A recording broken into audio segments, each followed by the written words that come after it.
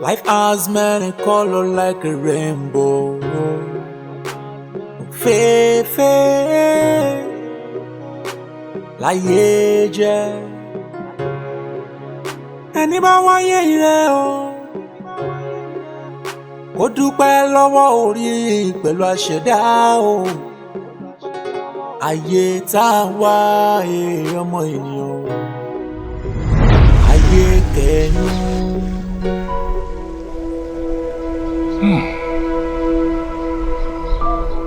Ajẹ́pọ̀lá ni.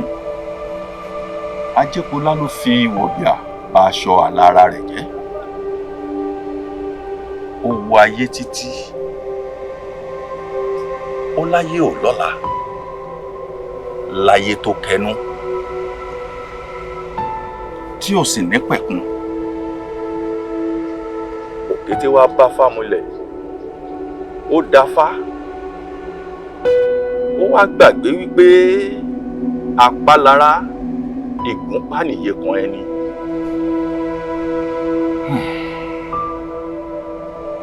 Bára ẹni joyè, bára ẹni joyè, ká lọ mú sàkí, ká fi sán ìró o.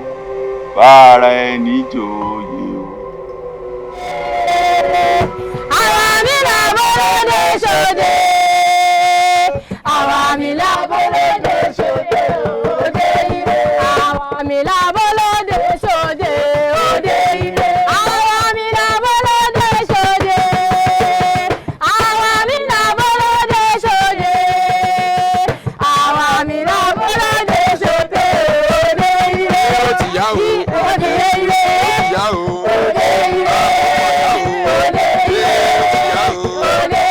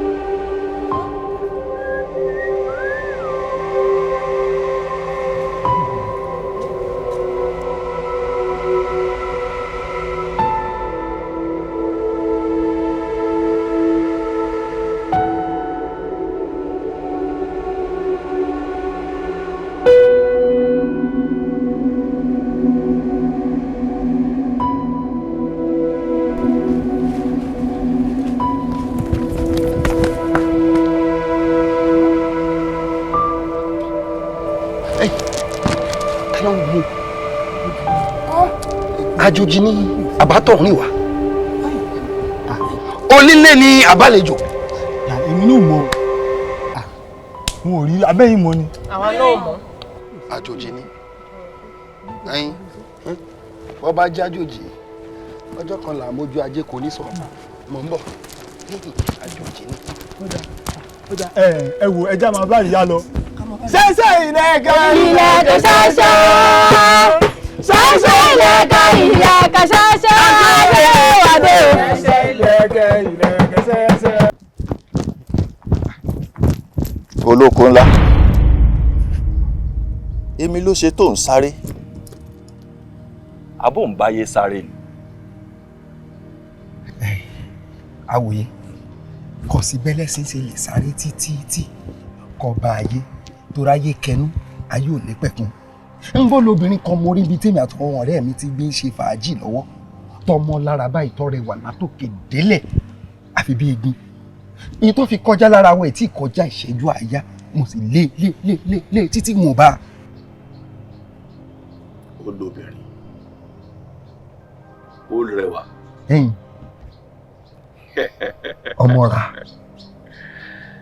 mo mọ̀ kódà mo rí dígí lórúkọ rẹ̀. wo olóko ńlá tó o bá sinmi ìgbìyànjú ó ṣeé ṣe kó o lè bá. ẹ ṣeun. olóko ńlá àmọ́ o ohun ẹlẹgẹ́ ni dígí tó bá bọ́ fọ́ yóò di ohun èlò sẹ́yìn èṣù. kò lè bọ́ fọ́ ẹ̀dẹ̀ rí igbá múná. olóko ńlá tọ́.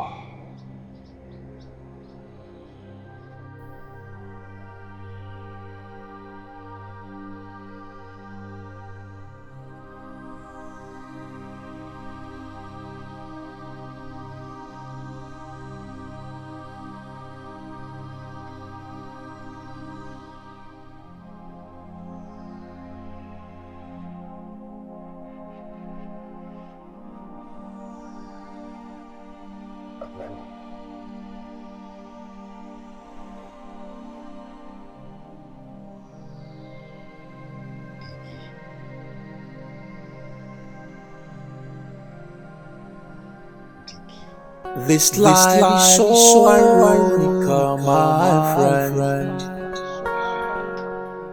What you do unknowingly kind of felt your growth. True nobility is being superior to yourself and not to other man. Make a way today.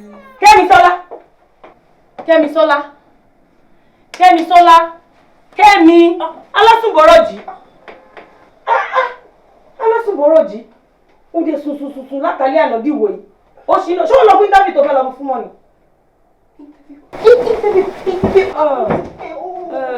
ṣáà rọra má ṣubú dẹ̀ ṣe kí ẹ kó bọ́ta o táìmù ti lọ ẹwẹ́ tó lọ fún interview.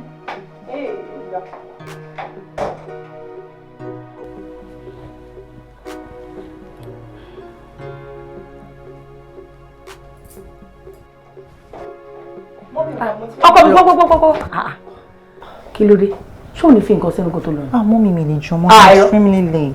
èmi kọ́ ló ń bá sọ o ò ní fi nǹkan sínú kó tó bọ́ tánú ilé ẹ̀ láàárọ̀ kùtùkùtù okùnú la fi ń gbé títà bó tiẹ̀ ṣe 1 cup of tea at least. mọ́mì ti má di máa jẹun. ṣé wàá jẹ nǹkan lọ́nà. mọ́mì máa jẹ má wọrí ma. pé ìṣọ̀pọ̀ jẹun lọ́nà mi fẹ́ gbọ́ ọ̀sán yẹn ti bẹ̀rẹ̀ o. ṣọgbọ́n mi. kò ní gbọ́ kàn ṣe yes man kò ní gbọ́ káwádé sí adinú wọn lọ́sàn àwọn tó ti bẹ̀rẹ̀. ìbádẹ́ ti bá ṣe tí gbọ̀ngàn tó wẹ̀ tán bí a kò bá ti àwọn ó lè má jẹun tó bá fi dé.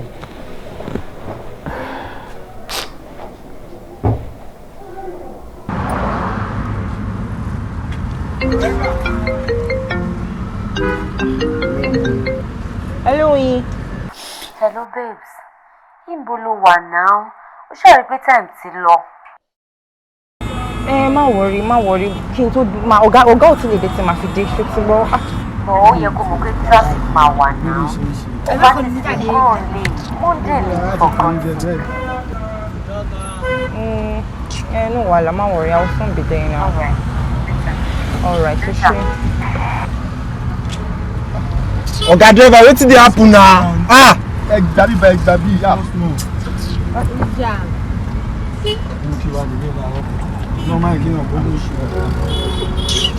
This life has many colors like a rainbow. Fefe, láyé jẹ́. Ẹni bá wáyé ire o, ó dúpẹ́ lọ́wọ́ orí pẹ̀lú àṣẹ̀dá o.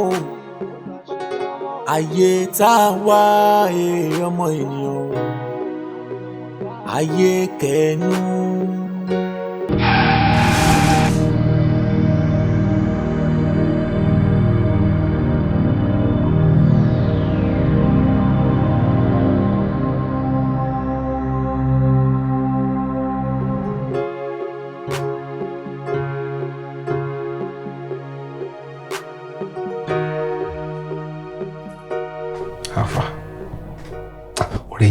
báyìí doctor ẹ dé pẹ̀lú karamọ́ nìyẹn. Nísòro ṣáà nìkan mi níṣẹ́ mi. Ọ̀rẹ́ fọkàn ìbalẹ̀ kò sí nǹkan kan tó serious but ó kàn ní shock ni.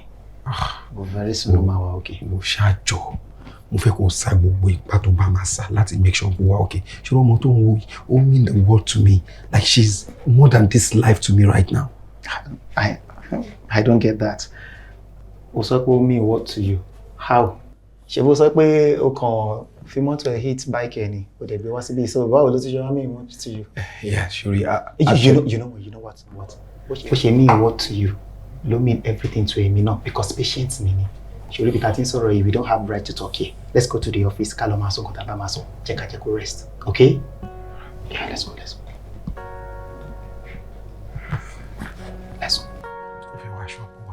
Wow, okay, wow.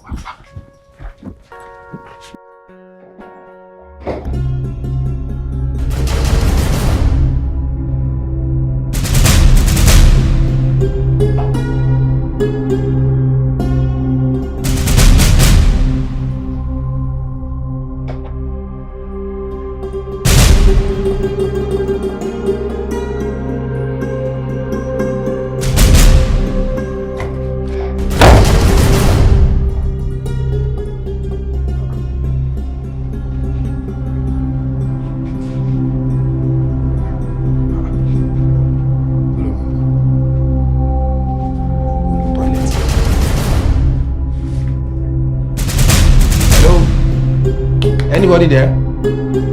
She on one toilet.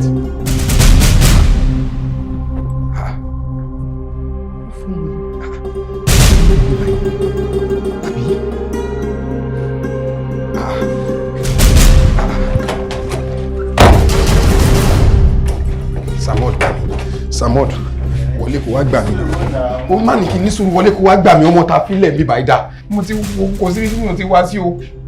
Ní sùúrù bóyá wà ní toilet. Mo ti jẹ́ kí toilet kò sí ńbẹ̀. Kò sí ńbẹ̀ Samod mi ò mọ̀rú àgbákò hospital tẹ̀ ní tó bá tiẹ̀ máa change wọ́ọ̀dù ọmọ ṣe wọ́n máa sọ fẹ́ni tó gbé wá ní. Kí ló dé òde ní sùúrù má fẹ́nu burúkú pé hospital mi náà. Mi ò fẹ́nu burúkú pé mo ti sọ fún ẹ tẹ́lẹ̀ ọmọ yìí mean more than this word to me. Ẹni tó bá mú mi pàdánù ọmọ mo lè pàdánù. O fẹ́ pa mí nítorí obìnrin báyìí. Mi ò sọ pé wọ directly. No kàn mi ò fẹ́ pa mí nítorí obìnrin báyìí.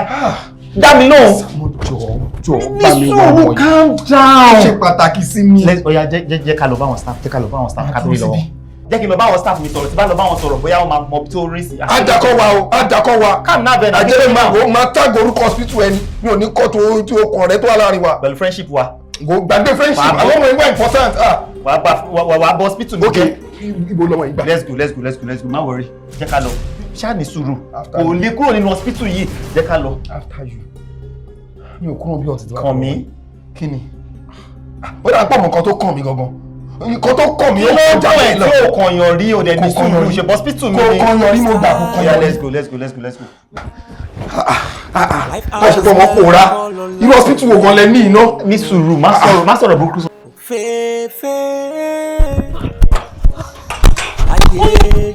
Oyin dúró. Kí ló ṣẹlẹ̀? Kẹ́misọ́lá, ṣé interview dẹ̀ ló ń bọ̀ lórí báyìí? Kí ló ṣe ẹ́? Oyin, èló ti ṣẹlẹ̀. In fact, má worry, má ṣáà máa explain for later. A lot. Yes. You are coming from a lot. Níbo ló gbàdé a lot? Alpha, ṣó ṣe ṣá. Well, Ọlọ́run tẹ̀bẹ́ ṣe. Ọ̀gá mi náà padà wá wọ́n nípa àwọn ní emergency. Ipe kí n fix ẹ̀ fún ọ̀la. Àtìgbà tó lè ti sọ́nà ni mo ti ń try láti pẹ̀. O ò gbé fóònù bó ṣe wá ń bọ̀. Kẹ́mi. Me dey understand. I've explained to you, but not now. Kódà, wọ́n ní mọ́tò jẹun. Ṣé àmà wà báyìí ní ìlànà? All right, mo tó gbọ́. Ó ṣe.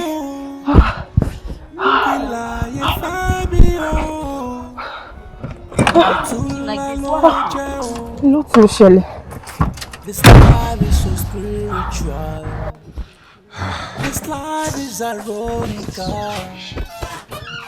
Physical. See, nǹkan tó dùn mí jù ni wípé exactly bí mo ṣe rí ọmọ ẹ̀ nínú àlá mi náà mo ṣe rí. She was as beautiful as she was in my dream. In fact, mo ní láti máa bẹ̀rẹ̀ àwọn ilé rẹ̀ wípé ṣé ẹbọra lọmọdé yìí ni àbájọ ni. Tommy, kò kí n ṣe ẹbọra. Because àwọn nọ́ọ̀sì ń sọ wípé àwọn rí nígbà tó ń bọ́ síta. Wọ́n rí. So stupid. Àwọn nurses yẹn stupid. Wọ́n rí tó ń bọ́ síta wọn ọ̀dẹ̀ lè stop it. How professional is that? Calm down. No. Honestly, ọ̀nà pé mi àti ẹ mọ́ra ni mi ò ṣe lè bínú. Tó bá jẹ́ pé lómi ni kò ní take it lightly. How would a patient leave a ward without the nurses noticing her or questioning her? I know. I'm sorry about that. But mo fẹ́ jẹ́ kó understand nǹkan. Ṣọ̀rẹ́ mi Déjì. Ẹ ṣe máa túnra rí. Orí àkàlà máa gbó ní. Àwọn oyè pòwe lójú òtúra kankan rí. Nǹkan tó yẹ ká ti ríra yẹn náà lọ́wọ́ nurses yẹn tó mess ẹ up. Just one time opportunity and you made me lose it. What kind of... Hello? Fine. She's so beautiful. Oh. Okay. I'll be on my way. Yeah, right away. Kí ni ẹ ṣọ́ ti rí ni? You know what? I have an emergency at the hospital, so it's high time I left. Alright. Ẹ tún ní emergency ẹ lè bá mi wọ́ mọ́. Ẹ lè bá mi wọ́ mọ́ lọ. Yo, why emergency enough? Call me. Calm down. Ṣé ti gbọ́? Mo lẹ́yìn méjì máa fojú yín ẹ tún máa fojú rin jú. Àríra wo nǹkan tó kàn mí nísìnyí ó kọjá nǹkan tó kàn. Okay, boy. Alright. Hospital wo ló ń ṣerú ẹ̀? Láì ṣe ìyá àgbẹ̀bí gan ẹ̀ lè kéde kúrò lọ́dọ̀ ẹ̀. Ọmọ yìí fine. No. Mo pàdánù ṣá. So beautiful a girl. Yóò ríbi tó bìnrin tí ń fine tó yẹ. At first nígbà tí mo rí lójú oorun mo rò pé bóyá mermaid. Exactly what I saw. Mo ní license sí ìbọn yẹ kí n shoot àwọn nurses yẹ kí n shoot gbogbo wọn dànù because this is just a lifetime opportunity. Ó dẹ̀ jẹ́ kí n pàdánù ẹ̀.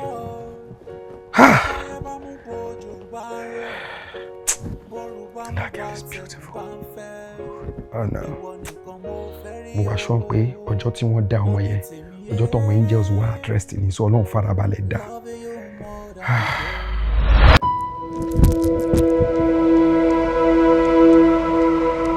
Dígí.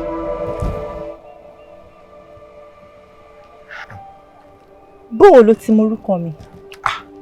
Ibi mo ti ń wọ ọ̀ka ló ti sorúkọ rẹ̀ fún mi. Oko ara ṣe wá di ohun à ń wá ká. Àti pé gan-an kí lohun tó ń wá mi kì í fún? Ó ṣeun. Olóko ńlá ló kọ mi. Ọlọ́lá ni mí. Gbajúmọ̀ ni mí pẹ̀lú kódà olórí àwọn èèyàn létòlétò ní gbogbo ìletò ni mí. Ní kété tí mọ̀dọ̀ mi ti fojú kan àyà ló ti wùn kó bọ́ dọ̀rẹ́ múlẹ̀. Wo ọlọ́lá ní wọ sányán tó bá ti joyè ní wèjìgbà ẹlẹ́kẹ̀. Bá a bá wárí wúndíá tó wọ àdìrẹ tó ṣe rẹ́gí lára rẹ̀. Ẹni mọ́lá tó mọ́là tó mọ ẹwà ojú rẹ̀ ò ní kúrò lára rẹ̀ bọ̀rọ̀.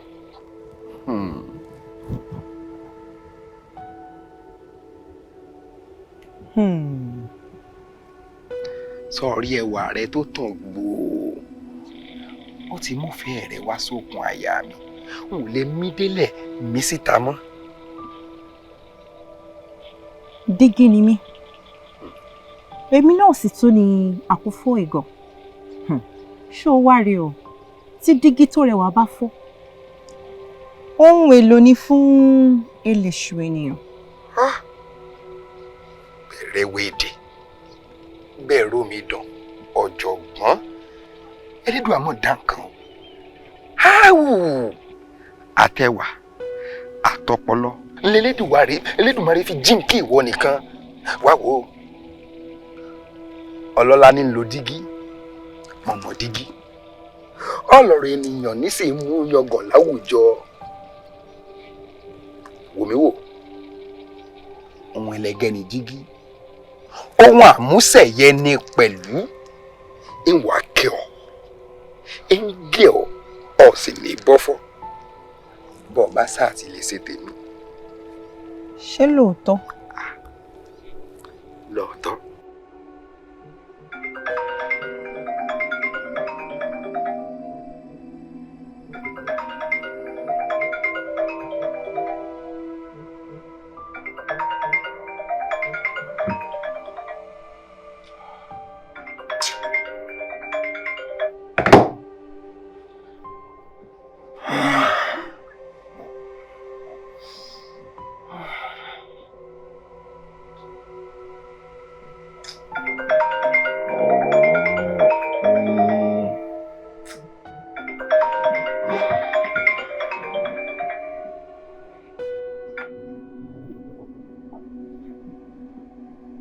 Oyin.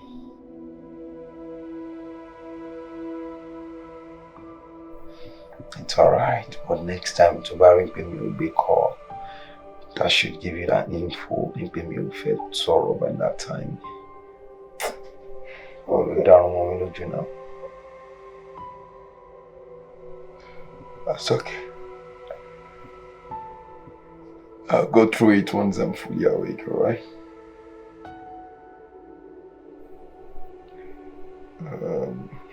Yeah, I can work. Though it's a bit lazy for me for today, but I'll try not to use his office, sure. Alright, Oshé. I'll check and revert. AyeKenu, ayélóyún, ayénìkan. Ta ló mọ ọmọ táyé fẹ́ bí? AyeKenu, ayélóyún, ayénìkan. Ta ló mọ ọmọ táyé fẹ́ bí? AyeKenu. Bọ́lá jókòó.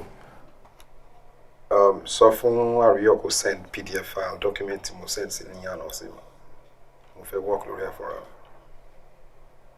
Right away.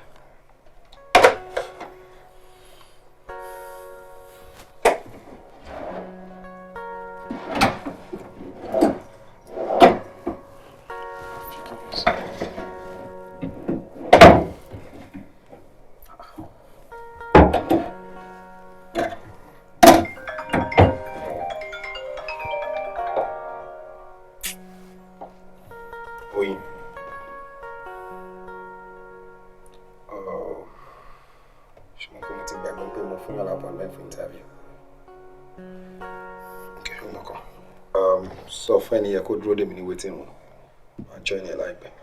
First, I tidy up documents on me.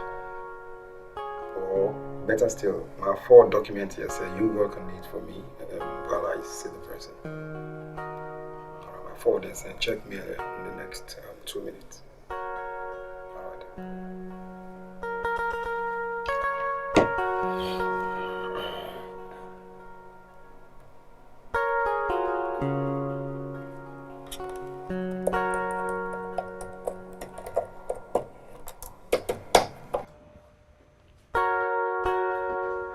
Really sorry I wasn't in the meeting. Hi. Olakomi, the MD CEO. Pleased to meet you, sir.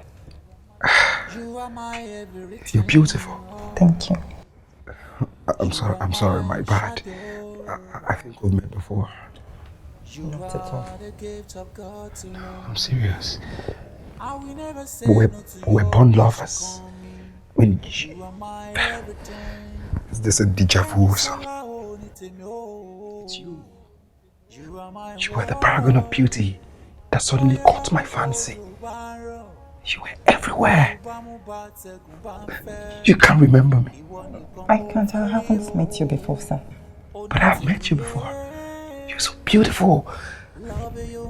I never can imagine this is happening to me right now. You are so beautiful. Exactly the woman I met. Oh, come on. See. If it's about the job, let's leave that aside. As a matter of fact, you're going to be the next director. Straight up, because you're my lover. How? Oyin, you work pala when you get you know. All because of ordinary work.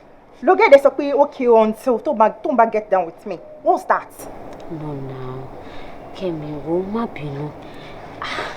In fact, ó ń yà mí lẹ́nu because ọ̀gá mi ò ṣèyàn bẹ́ẹ̀.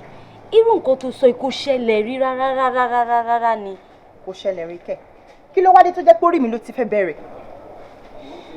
Ọmọ kan, please, just take it easy, okay? I'll talk to him. Kò kí ṣèyàn bẹ́ẹ̀ yẹn. He's a good man. What you're trying to do is defend your boss. Nǹkan tó ń try láti ṣe nìyẹn. No, now. Why should I defend him against you? Why? Ó mọ̀ mí pé mi ò ní ṣerú nǹkan bẹ́ẹ̀ yẹn. Anyway, mi nítorí iṣẹ́ kéèyàn kò wá take advantage of me. At this point, mi ò ní interest mọ́. Àbá, Kẹ́mi kíra ti gbé kìlò ti jù ò ní ṣiṣẹ́ mọ́ just because of a máa sọ̀tẹ̀ kó lé tó bẹ́ẹ̀ yẹn náà. Baby kàn feel pé tá bá ń bá lọ báyìí kò síjọ́ tí Nàìjíríà tó máa get better. Don't worry, it's well by God's grace. I'll talk to him. Oyin mi ní interest mo. Kẹ́misọ́lá. Kẹ́misọ́lá. Hey. Àtòríláyé jẹ́ bó bá lọ síwájú àlọ́ sẹ́yìn. Ma calm down now, kò tó yẹn. Ó máa dọ̀rọ̀ bó bá dọ̀la. Ẹ má ṣe jẹ́ ká ṣe bí síra wa. Torí ká lè yọ̀ mọ́ra ẹni bó dọ̀la o. AyeKenu. Báwo dé ni? Very well, thank you. Kò bínú mọ́. Mo ti bá sọ̀rọ̀. Ó ṣe o Ọlọ́run àtúntì ẹ̀ náà ṣe. So ìgbà wo ló lóun fẹ́ bẹ̀rẹ̀ iṣẹ́ báyìí? Náà. Iṣẹ́ tó wá fún interview fún, of course.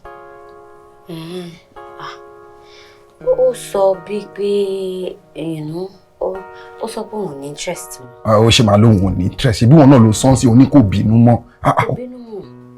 Then she should resume. See, má worry. Ìwọ tí ṣe wọn bá tó lè ṣe ó ṣe gan. Ọkọ fún mi ní àdírẹ́sì máa lè lọ bá máa bẹ̀ máa lè pẹ̀tù sínú. Ẹni pé. You heard me, Oyin. Ṣé o lè help me ni? Ma help me. Good. Punch it here. Okay. Punch it here.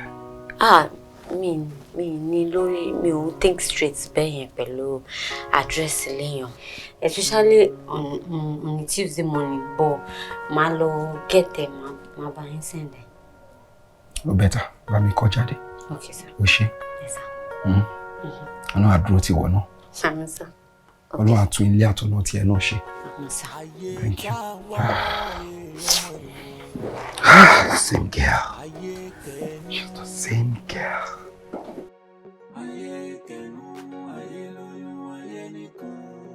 Hello mom. Ṣé bó ṣe pé máa ti send owó yẹn sí mi ni mi ò tí ì rí náà. Ṣé mo kí mo sọ fún yín pé ọ̀túnla la máa bẹ̀rẹ̀ project yìí. Èmi nìkan mi dẹ̀ ti san owó. Ẹ jọ̀ọ́ bá mi send náà ẹ jọ̀ọ́ mommy. Ẹ mọ̀ pé tí n bá san sí yìí mo lè ní extra ayé. Màá ṣe lè máa sanwó school mi ni kò dẹ̀ ní dábẹ́ yẹn ẹ jọ̀ọ́ mommy. Bẹ́ẹ̀ mo yẹ máa ṣe o. Ẹ bá mi send ẹ mommy ẹ jọ̀ọ́. Ó dá ọkọ mi kò burú. Mo ti gbọ́. Ìwọ ṣàfojú sí iye. Ó dá ọkọ mi, mo ti gbọ́. Má worry, màá send kí lè ní tó ṣù. Àìgbọ́n ọ̀sìnlẹ̀. Pè fóònù. Okay. All right, má jíṣẹ́. Okay. That call was important. It's all right. Má bínú, ẹ̀kọ́ yẹn tàn sọ̀rọ̀. Jọ̀sán ni mẹ́rin tó kún kún lárúkọ. Àgbẹ̀rù.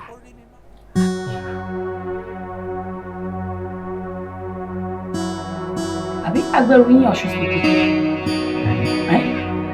Ọ̀ṣun ni.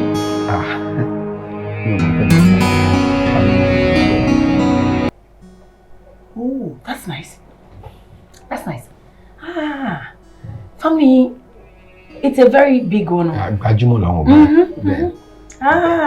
That's nice. Mi ò mọ̀ pé máa mọ family. Ọmọ kékeré tó ṣẹ̀bí lánàá gan. Ohun agbẹ̀rù lọ́ṣun. Then ma ẹ jọ̀ọ́ ẹ bá mi bẹ̀ Kẹ́misọ́lá. Mo mọ̀ pé ìwà tí mo see for the first time yẹn ó kù díẹ̀ káàtó. Ó kù díẹ̀ káàtó. Kódà mo kàn mọ nǹkan tó kọ́ mo bá mi ni.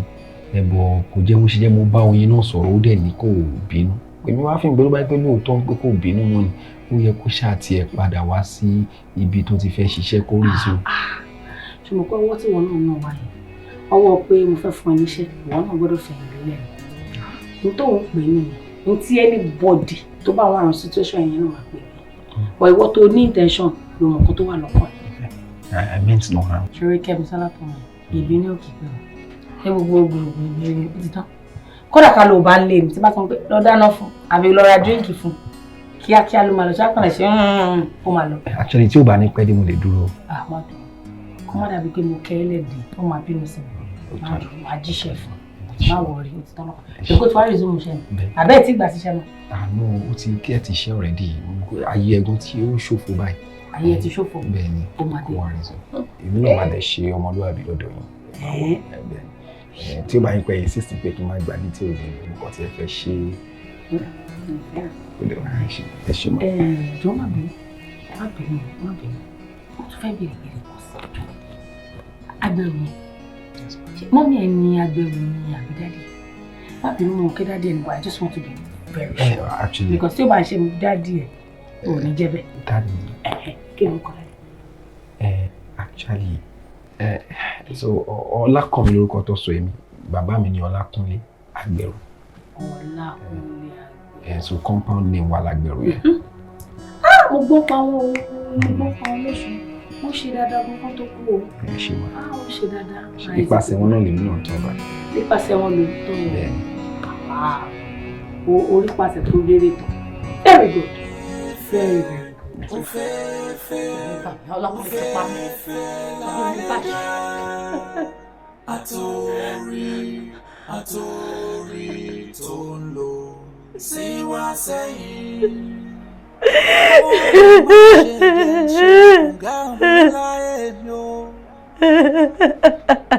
Àpèrè orí mi mo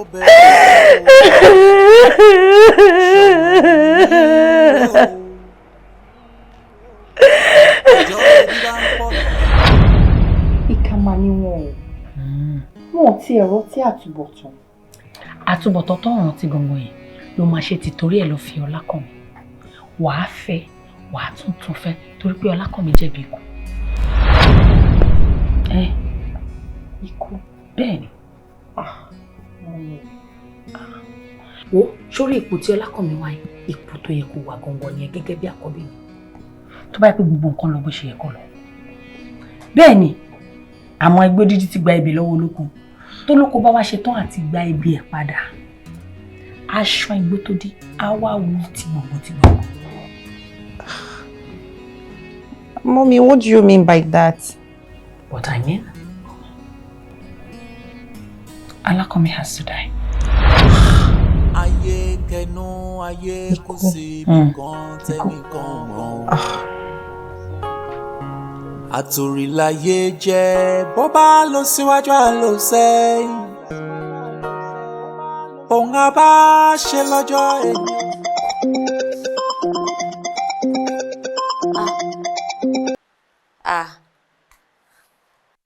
Babe, what's up? Kí ló ń ṣẹlẹ̀? Ó ti gbà láti rọ́gà mi. Seriously? Wow, you'll be so happy to hear that. Are you serious? Oh, okay, so that's fine, yeah? Mo ń bọ̀, ó rán mi níṣẹ́, ọ̀gá mi náà ló rán mi níṣẹ́. Tí má ti padà sí ọ́fíìsì, we'll talk. Right? Life is so ironical, my friend. What you do? You like it?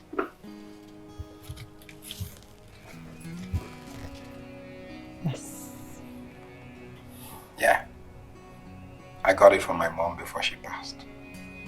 So dear to my heart. See, it's so surprising that I saw you in my dream.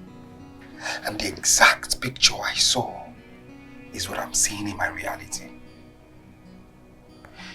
See, don't call me. They told me that. I do not lack manners when it comes to dealing with women. Shuri, I'm a woman in the office, Josie. It was because I could not comprehend the entire scenario. Like seeing someone in your dream and the exact picture is standing in your very before right in my office. It was something I couldn't comprehend. So, my opinion, see me. Right? That's right. See, wow. If I say I love you, Timbakani any age. I've only said that to 3 people in my life. my mother, and my dear father.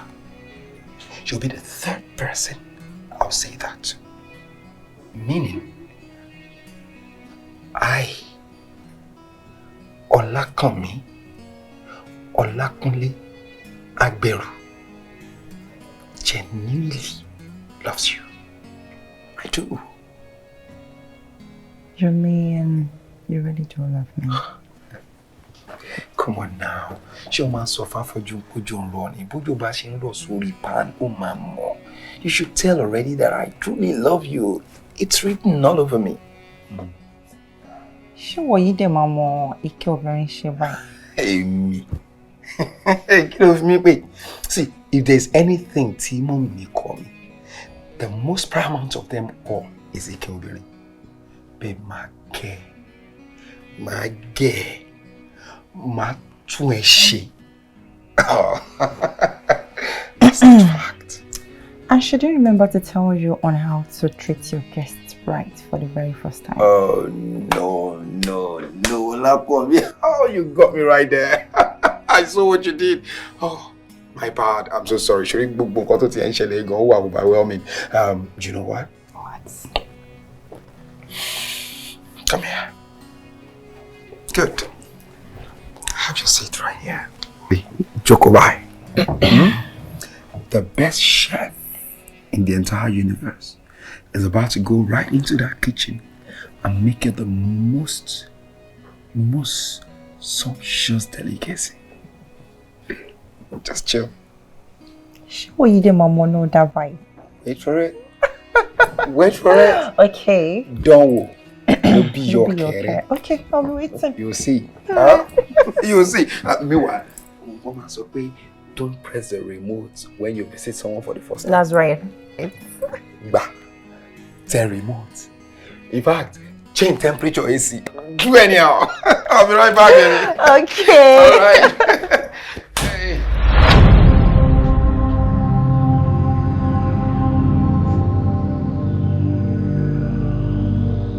My love, you are my everything, love. You are my shadow. Okay. You are the gift of God to me. I will never say no to your wish calling. You are my everything. Get me so loud, I need to know. You are my world. Whatever mo bojo baro, boruba mo ba tegun ba nfe. Ìwọ nìkan mo fẹ́ rí o. Oní tèmi loving you more than a gold. You can try one very last one. Loving you more than diamond. I love you more than anything in life. Let's go. You are my world. Cover it. You are my love. Good. I'm like, I want to 3. You are my everything. Go. Cover. You are my shadow. You are the gift of God to me. I will never say no to your wish coming. You are my everything. Get me so loud, I need to go. I know I wouldn't want to tell that. You are my world. Boy, I'm a boy, you are.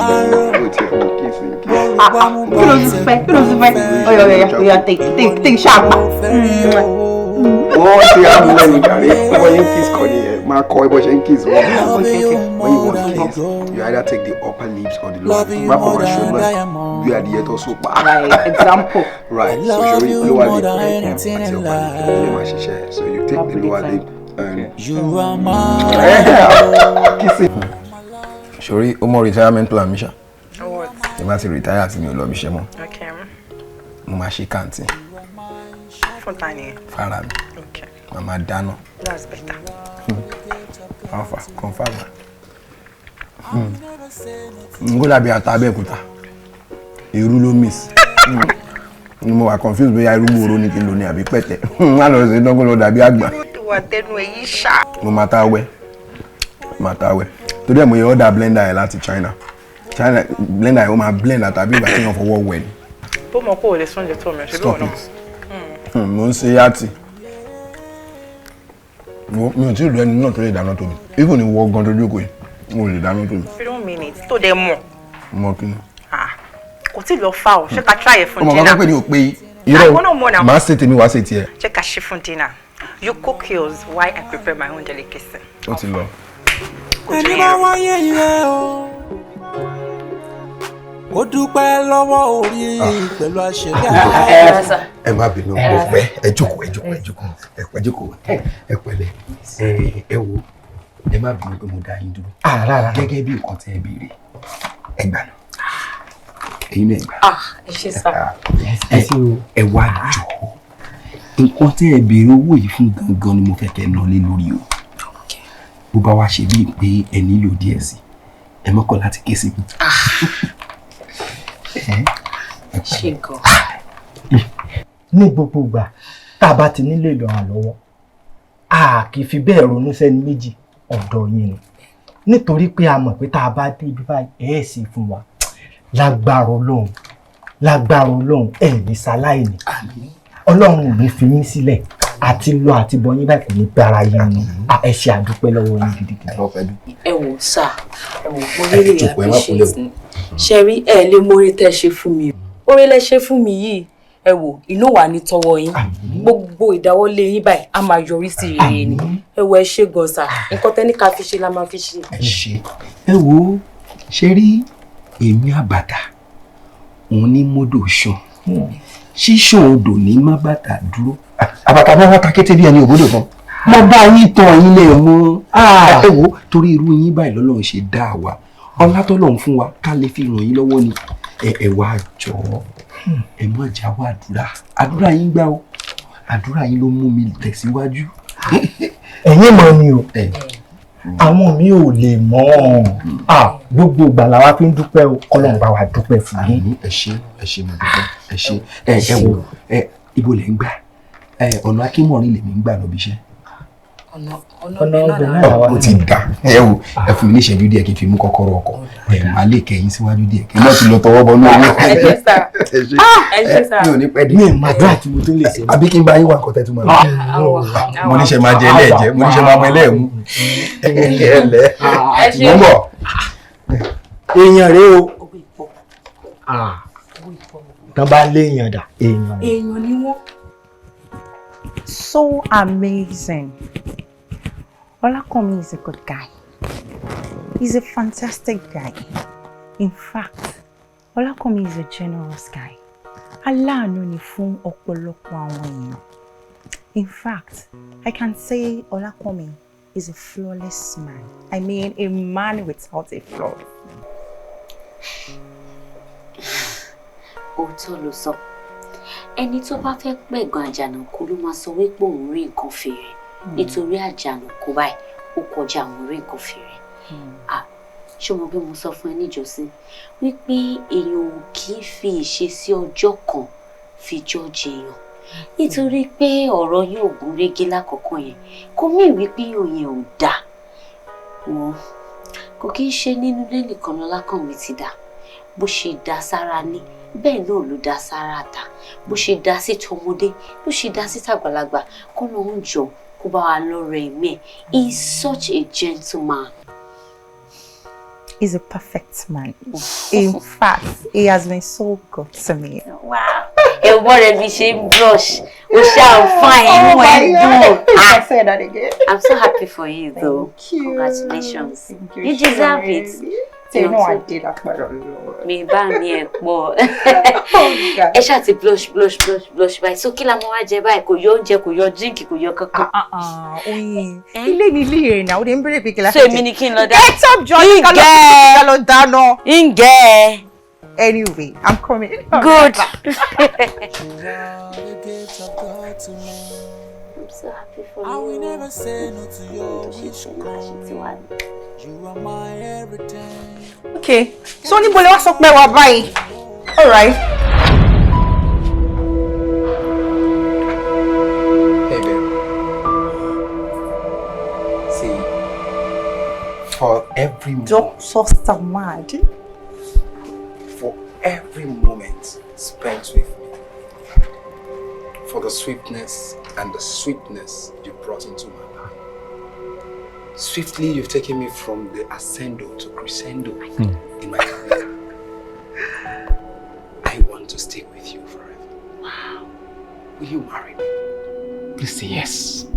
Please. Yes! Wow. Thank you, baby. Yo, that's not all, baby. Only I wonder, baby girl, okay. It doesn't belong to the doctor. For the acceptance gift, this is for you, baby.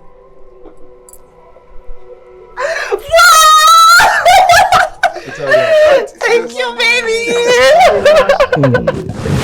Thank you. Let's try your car. That's my guy.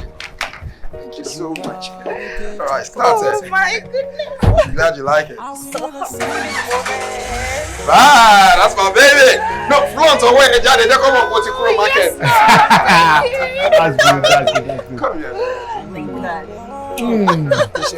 Okay, you know what, Samad? Yeah?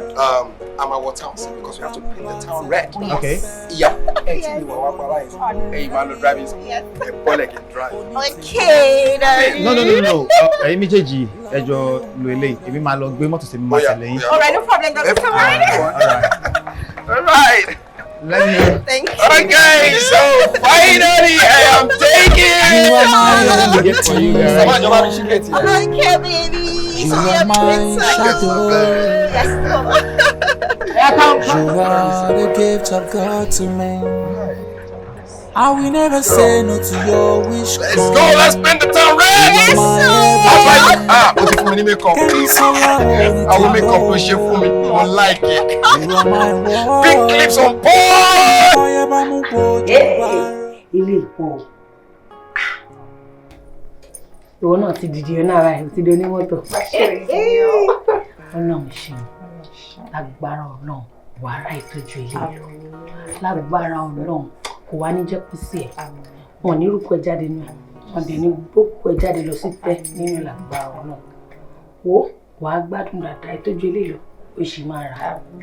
Lágbára Ọlọ́run inú ẹ̀ á dùn. Àti dúpẹ́. Mommy, kò wá kí n ṣe lóye kan. What's why engagement? Ṣé pé kì í ṣe fashion? Rárá ma. Èwo lélẹ̀? Diamond kan lélẹ̀. Bẹ́ẹ̀ ni ma. Diamond tún wà lórí ẹ̀. Bẹ́ẹ̀ ni ma. Ọlọ́run ṣé o. Inú mi dùn. Àwọn àjẹmọ́nú ẹ̀ tó máa gbà lọ́wọ́ ẹ̀ ló ti ń gbà yín. Nǹkan dẹ̀ǹgẹ́ pòsì ló wà fún un. Torí mi fẹ́ kó gbàgbé ìdìgò wọn tó fi lọ síbẹ̀. Rárá ma. Kẹ́mi Sọ́lá, mi fẹ́ kó gbọ́ kókó ojú kó dùn nínú àgbàdànù. Gbogbo àwọn ilé kókó ojú lásán ni. Nítorí ẹ̀ lọ́bẹ̀ ẹ̀ gbogbo is very important for me. Okay ma, kí ló dé tó wú lẹ́nu? Kò tẹ́ lọ́rùn. Ṣé kó ti lọ fọ́ọ̀lù? You better not do that. Mo like dressing ẹ̀ láàrin. Kí ló wá mú wá fún mi báyìí? Mommy wà nínú bag. Ó bẹ́ tá mú kan wá fẹ́ mi. Ẹ̀jẹ̀ gbogbo ẹ̀ lọ́gbọ̀ ẹ̀wọ́ ẹ̀ ló ṣáná. Mo lẹ di gbogbo ẹ̀ tẹ páàkì pọ̀. Gbogbo ẹ̀ ló kí pọ́pọ́pọ́ tó ń ṣe ròdòròdò nínú aṣọ yìí. Ó ṣáà ti dà. Nítorí mo wá fẹ́ mi mo fẹ́.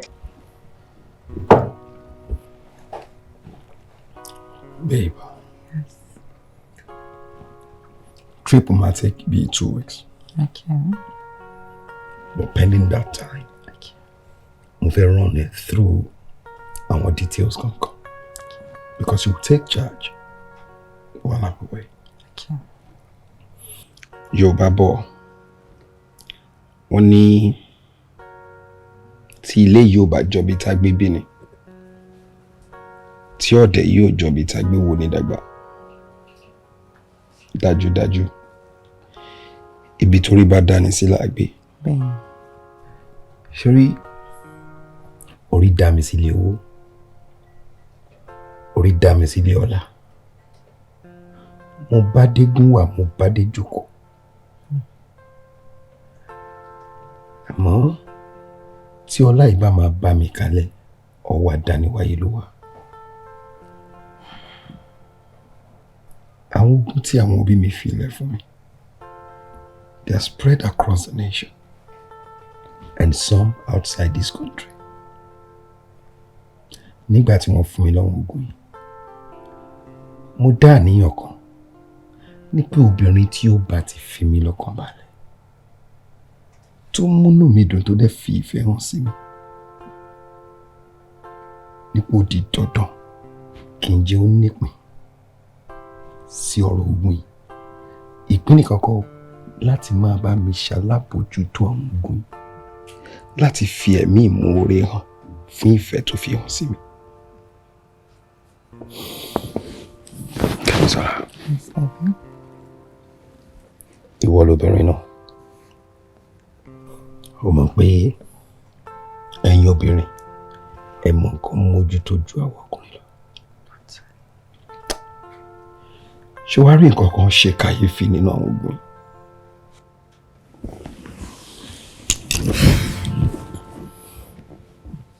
Kò yà ẹ́ lẹ́nu. I'm surprised too. Nínú gbogbo ogun tí dáàdi fi lẹ̀ fún mi, 40% nìkan ni mo lẹ́tọ̀ọ́ sí. 60% tó kù ó jẹ́ ti àjòjì tí mi ò fojú mi kàn rí. Bóyá máa wá lè ní ni, bóyá máa wá lọ́tùnla ni, mi ò mọ̀. Kò yà ẹ́ lẹ́nu. Surprised. Wọ́n á fẹ́ bẹ́ẹ̀ lẹ́bẹ̀ẹ́ kan. Ó ṣeé ṣe kémi ṣáájú ẹ lọ.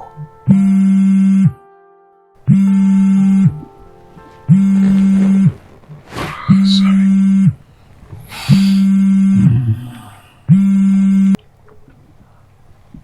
Oyin. It's alright. Only book flight me. 2 weeks not matter.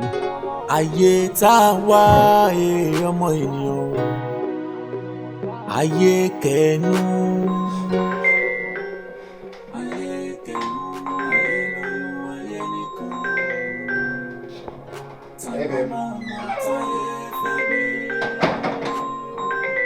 Kẹ́misọ́lá.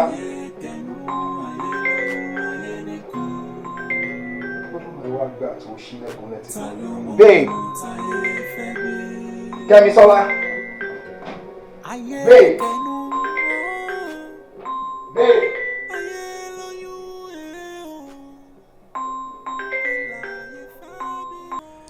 Babe, I'm home. Kẹ́misọ́lá.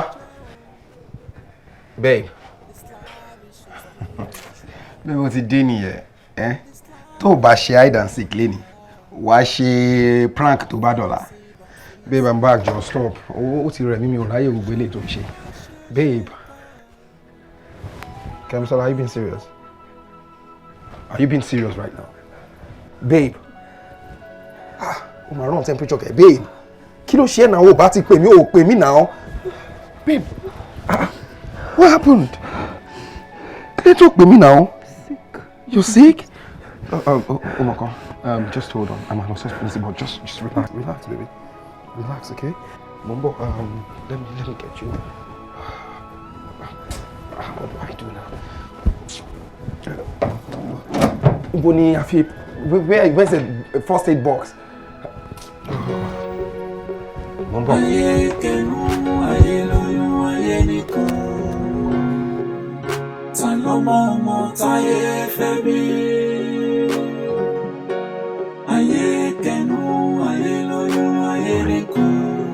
What is going on? Kí ló ṣe ìyàwó mi? Mo ní láti mọ̀. You know, mo kọ̀ dédé láti bí iṣẹ́ mo bá tó ń gbọ́n. I thought she was pranking me. Until ìgbà tí mo discover pé ó ń run temperature. See, I'm really bothered. Ìwọ náà kẹrí òsàn kankan. What is going on? Kàn mí, mo ti sọ fún ẹ pé kó o máa calm down. Calm down. I'm to calm down. Well, congratulations. She's 3 weeks gone. 3 weeks. Ìyàwó ẹ ti lóyún ọ̀sẹ̀ 3. Ká máa jó, ká máa yọ̀, ká máa jẹ rice, ẹsẹ̀ mú, jábàlá ní báyìí.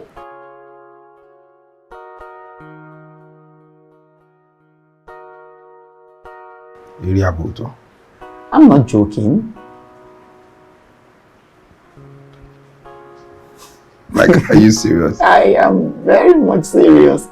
3 weeks. Exactly. Má tàn mí o. Ṣé wọ́n máa fi mo dákú ṣeré ni? Ṣé màá máa tàn ẹ́ ní hospital ni? Like, Kẹ́mi Sọlá ti lóyún. Of course. Ó ti lóyún. Yes. O ṣí ọ̀rẹ́ mi. Yeah. Like, I will soon become a father. Of course. Ah! Yeah, big father. Ara mi ò balẹ̀ mọ́. Jẹ́ ká rẹ̀ balẹ̀, jẹ́ ká rẹ̀ balẹ̀. Mo bí nǹkan bí kí ni ṣe mí sí mi. Nǹkan tí mo ti ń retí ti pẹ́. You understand. My parents will be so happy in their grave. Kí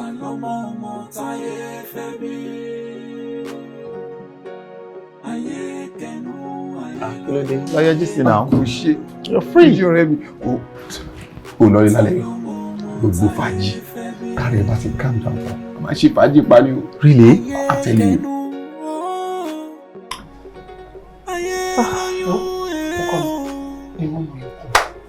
Inú mi dùn ayọ̀ mi bí mo ṣe wà yìí béèyàn ní kí n lá ṣúgà kò nídìí tó lẹ́nu mi wọ́n ti di ṣúgà tó yìí fún ara mi. Lọ́wọ́ tá a wà ibà tí Ọlákànmí abẹ́rù tó bá gba ẹrù ẹ̀ tó gbà lọ sọ́nà ó parí nìyẹn ọkàn mi báyìí tó ló ti lóyún fún àtiwọ́ àtọmọ tó bá fẹ́ bí fún àtẹ̀mí àtàbúrò ẹ̀ ká máa gbádùn mọ́ lórí gbanugbanu owó ní báyìí làwọn. But mommy, I'm not happy. Why not? Why are you not happy? Oh, welcome me. I'm not going to be. Just be happy. Surely, if you want to be so, I'm happy. Eh? So I was coming to marry. Go do a go. You focus on that. You come out, look come back. To batting, to tin row, taking me man. You know you listen. If you call push my be me like that, I am talking that to my be more when you after man. Surely, you know, Agberu. Ẹlẹ́rù ìyà ni wọ́n jẹ́ kó máa gbẹ́rù ọgọ́ lọ. Àdán ni wọ́n. Ìṣekú, ìṣẹyẹ ni wọ́n.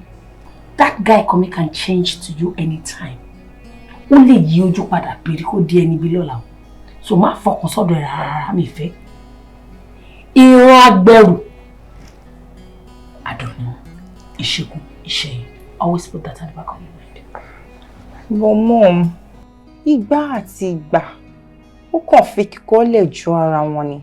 Ohun tí gbà lè ṣe, ìgbà ò lè ṣe. Mommy, Ọlákànmí is different. Look at you. And he has a good heart. He has a good heart. Oh, I didn't know that. He has a good heart, I did. Ṣé bébí mi náà ṣe rò ó báyìí ni. Tí mo gbà ọmọ Agbẹ̀rù yìí God sent ní bọ̀bọ̀ yìí. Kí n kọ́. Àfi ìgbà tí èsúrú wọn pàdé ìjà tó bẹ̀rẹ̀ sí ní lájà ní wọn ẹranko. Ìran ẹranko ni ìran. But mommy, kí lẹ mean by that? That doesn't matter for now. What matters is face our task. The task ahead of you is for you to focus on it. I want you to focus on your task and do it well. Please. Ṣùgbọ́n márùn kọ̀kọ̀. Mo ní ìkọ̀kọ̀ tí mo máa fún ẹ sí tó lórí. Wàá máa dà sí mọ́. Wàá máa dà. Wàá máa yọ lúbúlúbú báyìí. Sínú oúnjẹ Ọlákànmí. Díẹ̀. Ìmì ni ó máa ṣe báyìí. Àwọn díẹ̀ mo bí kó fún jẹ lẹ́nu kókàn. Kó jẹ́ wá blurry, kó dọ̀la, kó jẹ́ wá tipsy, kó dọ̀tún là. Kókàn bẹ̀rẹ̀ sí máa kọ́ everybody is that walking dead. Ó ti yẹ. Mommy. Kí ni? Ìbọn gbádùn owó ń bẹ̀. Ṣé kí n bẹ́ síbẹ̀ kí wọ́n máa bẹ gbádùn owó? Ìbọn ló gbádùn owó. Ní sùúrù jáde kó jẹ́ kí ló mú kí wọ́n wá fún bẹ̀rẹ̀ òun wà tó wà sọ tó ń ṣe ń jẹun lẹ́nu wa. Mo fẹ́ ṣe ètò. Mo fẹ́ máa gbádùn. Ṣé ká wà kó bẹ̀? Kórí mi máa ṣe kòǹgà òru lẹ́yẹ o. Kèmi máa ṣe jìyà ìmọ̀dé Ọlọ́run mi o. Kí pàṣáyé máa ṣe bà mí orí mi àpérè. Ayé máa ṣe kán mi lẹ́yìn ọ̀kan. kémi má ṣe yọ̀ ṣubú kí má ṣe forí gún. Babe. Aṣọ ẹwà mi má ṣe jóná. Babe. Kémi má ṣe jìyà ìmọ̀jọ́. Adániwáyé mo bẹ̀ ọ́. Ṣọ̀nà mi níre o. Òfé. Babe. Àdánù ìṣípò ìṣeyẹ ni wọ́n. That guy can change to you anytime. Ó lè yí ojú padà bí kò di ẹni bí lọ́la. Kẹ́misọ́lá. Babe. Kórìí mi má ṣe jẹ́ ń ṣe kòǹgá òwúrọ̀ èmi o. Kí ló ṣe? Kí ló ṣe bí tó ń dá sunkún? Mo jí ń sin mi ò bí ẹlẹ́gbẹ̀ẹ́ mi. What happened? Kẹ́mi wọ́n mò ń bá sọ̀rọ̀ náà. Ṣé mo ṣe ẹ́ ni? At least bá ṣe wá ṣàsọ fún mi, màá lè mú àwọn bí mo ṣe máa ṣàtúnṣe. Okay, fine. I know I'm not a perfect man. I might have offended you one way or the other. But learn to share with me. Not leaving me in bed and coming here to cry all by yourself.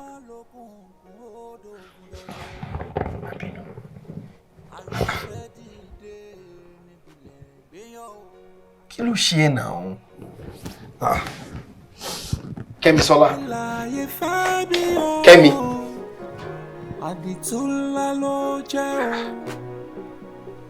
This life is so spiritual.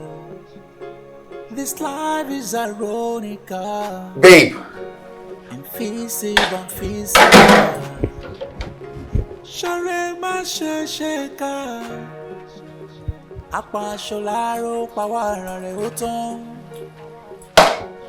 Onígbàjámọ̀ tó rè lápárí. Kó tó kò nílé ló ti dàrí ṣe mẹ́rù. Kẹ́misọ́lá Àbẹ̀ní, ohun orígun àsìdì sẹ́yìn, ọmọ bá ń dádé, orígun dádé, bàbá ńlá kú bàbá ta ló tún fẹ́ dádé bí kì í bá sọ́ba. Kí ló dé tó sọ̀rọ̀ mi di àgbákú ilẹ̀ tó ń bí balẹ̀ ilé nínú? Ó ń bá mi yọ̀ dì nínú ilé. Àwọn àtẹ̀yìn gan ń jà tó dẹ̀ ń parí aáwọ̀ ohun ámbìlìtà sí èmi àti ẹ̀ta pera wa lólùfẹ́. See, tell me, if I've done anything wrong to you, find a space in your heart to forgive me. Eh? Dáríjì mi, Kẹ́misọ́lá. What have I done wrong? Welcome. You've not done anything wrong to me. You are a good man. In fact, you are a perfect man. Ó kàn jẹ́ wípé I don't deserve you. Kò yé mi. Yes. You don't deserve me. How? Yes. Tí jígí tó rẹ̀ bá fọ́, ohun ìjà ni fún ẹ̀yìn iṣu.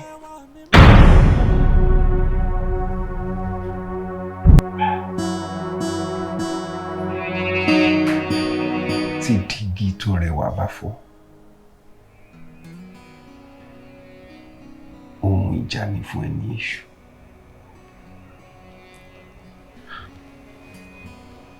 I've heard that before. Come off it, bro. Ọ̀rọ̀ wo ló ń sọ tó special sí ẹ? Tí jígí bá ṣe kinní kan wò gbàgbé gbogbo yẹn.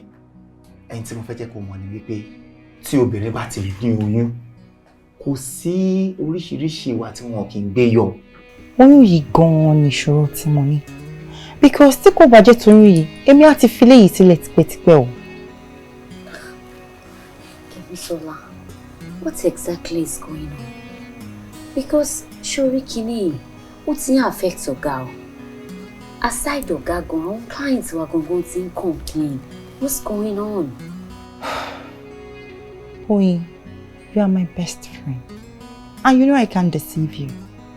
I am only trying to protect Olakome. I have to terminate this pregnancy. Terminate? Yes. Which pregnancy? We'll forget about that. Because oríṣiríṣi nǹkan ló máa ń ṣe àwọn olóyún. Kí làwa yóò tí rí níbi tá a wà yìí. Àwọn míì máa wà báyìí. Tán máa lóyún tán. Wọ́n máa pọ̀tọ́ sẹ́nu. Àwọn míì máa wà. Omi lásán ló máa mọ̀. Àwọn míì máa wà. Wọ́n máa fi tòmẹ́tò jẹ omi ni. Ó máa sọ pé nǹkan tó ń crave fún nìyẹn. And tó bá fún wọn wàhálà ni. Sorry. Má jẹ́ kí anything bother you at all. Okay. Just calm. Tí mo ṣe máa sọ fún wọn náà pé kó calm down. It might get better. Yo, kó yá get better ni. Because mi ò lè dá gbé tó mi ò lè dá sọ̀rọ̀ mi ò lè sùn mi ò lè wo báyìí. Because ojú ẹsẹ̀ tó ṣe sọ fún mi pé ó máa terminate pregnancy yẹn ni mo ti pe màmá ẹ̀. Kó lu ẹ má lọ lóko èèyàn lọ́rùn. Àwọn òtẹ̀lẹ̀ lẹ́kùn yẹn ló ń yàgbára náà. That won't happen. Ó ṣe gan ọ̀rẹ́ mi. Ó kú gbogbo ìgbà mi. What are we friends for? Ọlọ́run á dúró tiwọ náà. Mo appreciate ẹ. Mo pé kò ń ṣe mí rí so kò mi ò kọ́ balẹ̀. Láyé tí á já báyìí. Ó já o. Kàn mí. Ó já o. Ọkùnrin ti yá alárédè obìnrin báyìí. Nísìnyí mo ṣẹ̀ṣẹ̀ lè jẹun. Ibi tí ń pa mí látẹ̀kọ̀. Mo mú lónìí. Ṣé o ní any soft drink? Soft drink? Pẹ̀lú sausage. Kí n tẹ̀ ọkọ̀ fi yẹ tẹ́lẹ̀. For sure. Mi ò mind. Ẹ jẹ́ kí n bẹ pé àwọn nọ́ọ̀sì ẹ̀kọ́ mi gbé. Not this pregnancy. Mo dẹ̀ mọ̀ pé ẹni ò ṣe mí. Ṣó eré líle ní ṣíṣe. Kó má bàa jìyà. Kí ni ìtumọ̀ gbogbo eléyìí? Mommy, ó ṣe ṣe kó jọ bí eré lójú yàn. But I'm damn serious. I'm going to terminate this pregnancy. Why? Mommy, because I love him. I don't want him to die. Aláìmoore, ìwọ ìka burúkú yìí. Ẹjọ́ ẹ̀kọ́. Ọ̀rẹ́ dàbí ikú tó bẹ́ wọnú àgbo ọ̀gẹ̀dẹ̀ ni. Ikú ń jọ ọ̀gẹ̀dẹ̀ kún rẹ̀dì. Ṣé kò mọ̀ pé nǹkan tó dùn pààyàn ni? Èmi tí mo tọ́ ẹ, mo mọ ìtọ̀nà tí mo fún ẹ. Òun ló yẹ kó tẹ̀lé. Ṣé bẹ́ẹ̀ mi ni mo bí ẹ? Ṣé mo fẹ́ tí ẹ parun ni? Èmi ni mo mọ tí mo rí tí mo fi sọ pé rí báyìí tọ́ báyìí. Ó wá sọ fún mi pé wọ́n fẹ́ yọ oyún. Èmi tí mo ní kò dídì fẹ́ èèyàn mú nǹkan tí mo ṣe sọ. Kí ló ṣe ẹ́ ná? Kí ló tó wọ self-centered? Kí ló ní tó ọ̀rọ̀ tèmi àti tàbúrò tó jẹ́ tara ẹnìkan lóró? So tọ́mọkùnrin yẹn bá fẹ́ lọ lóyìnbó lọ fẹ́ òun nìyẹn. Ó ní ro tiwa rárá. Mommy, I'm sorry. Oh, you have to be. You sure she'll be sorry. Get out. Get out of my sight! Get out! You're sorry. Sorry my ass. You're sorry. Ó lè lójú kòkòrò orí ilé ọlọ́ ó fẹ́ takú síbẹ̀ kó máa dájẹ́ gbogbo ẹ̀. Nǹkan táwọn bí òyìn ní òṣèré fẹ́ kọ́ ọmọ ọkùnrin làkàtà àwọn lélẹ̀ irú nǹkan báyìí. Ládùúgbò ìyà tí mo jẹ. Ládùúgbò nǹkan tí mo ṣe fún ọmọ ẹ̀. Ládùúgbò tó ju mi ní tí mo fi tọ́ yín dàgbà. Ó dúpẹ́ lọ́wọ́ orí pẹ̀lú àṣẹ̀dá o. Ayé tá a wá ọmọ ènìyàn. AyeKenu.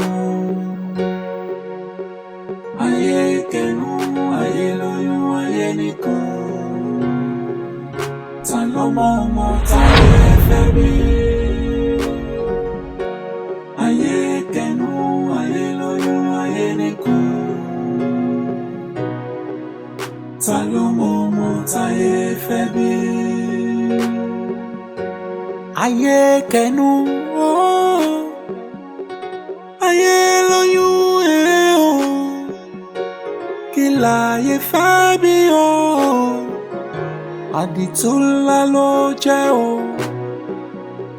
This life is so spiritual. This life is ironical. Invisible and physical. Ṣọ̀rẹ́ má ṣe ká. Apàṣọ láàárọ̀ pàwọ́ ara rẹ̀ ó tán. Onígbàjámọ̀ kó tó kúrò nílé ló ti dà ẹ̀rí ṣe mẹ́rù. Orí mi máa ṣe jẹ́ ń ṣe kùngá òmùrò. Ẹlẹ́dàá mi wá gbọ́ o. Kẹ́misọ́lá. Àpẹẹrẹ orí mi jàre. Jọ mo fẹ́ bẹ́ẹ̀ ní ẹ̀bẹ̀ kan. Inú mi á dẹ̀ dùn tó bá lè ṣe.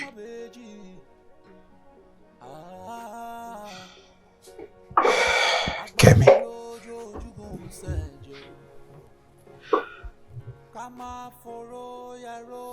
Ṣorí oyún tó wà nínú ẹ̀ nìkan ni àgbẹ́kẹ̀lé kan ṣoṣo tí mo ní láyé mi. Òun nìkan ni ìdí tó máa ráyè lè fi sọ nípa mi wípé mo wáyé rẹ̀. You see everything you see here. Nígbà tí ìyá mi àti bàbá mi kú ni wọ́n fi ogún ilẹ̀ fún mi. Ogún tó fi sílẹ̀ ló padà di ogún fún mi. Ló sọ mí dẹni tí ò lára, tí ò léèyàn kan, tí gbogbo ẹbí ta mí nù látàrí ìlara tí wọ́n ní sí mi.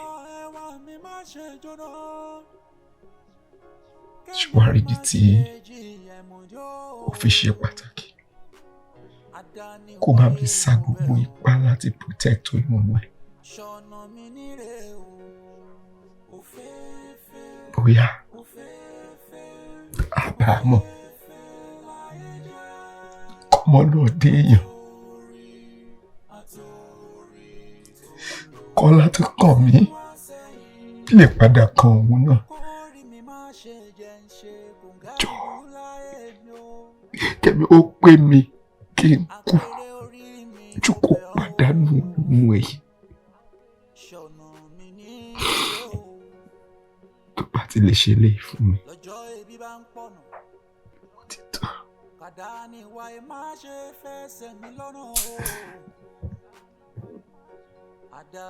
I love you so much, Kemi. And even to my grave, I will always love you.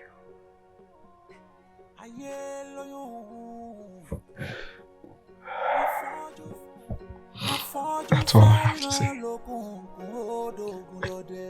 I just hope you'll be able to do this one.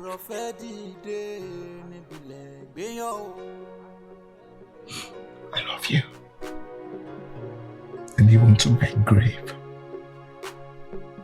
I'll continue to love you.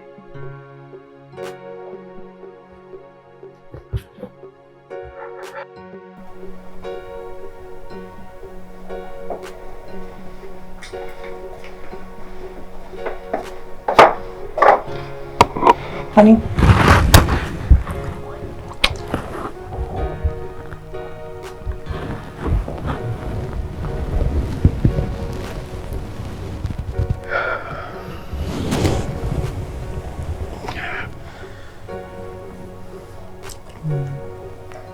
What is it? Your breakfast is ready.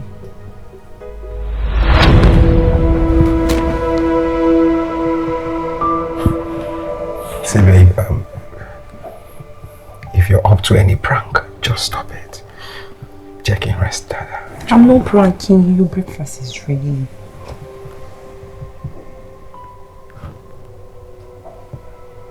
Breakfast? Yes. For me? Why not?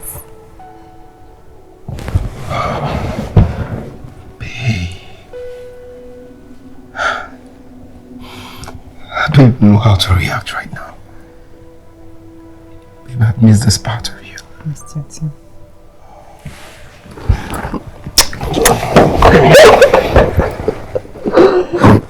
I miss you.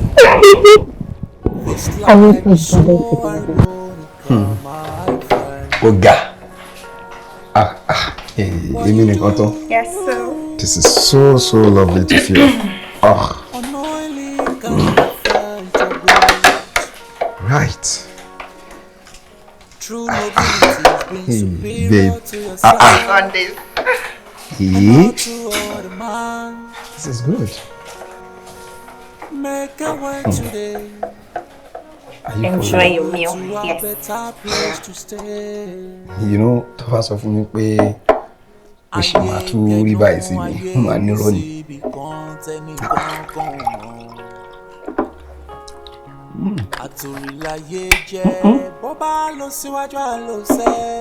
Mọ̀mísí ló kọ́ ẹ lọ́wọ́ ẹ̀gúsí. Ìwọ ló mọ̀, ṣá máa jẹun. Àwọn ká ẹ. Because this isn't the recipe tó máa lò. Wow, it's nice. Owó jẹun jẹun. Ẹ má ṣe jẹ́ ká ṣe bí síra. Torí ká lè yọ̀ mọ́ra ẹni bọ́dọ̀lá o. AyeKenu,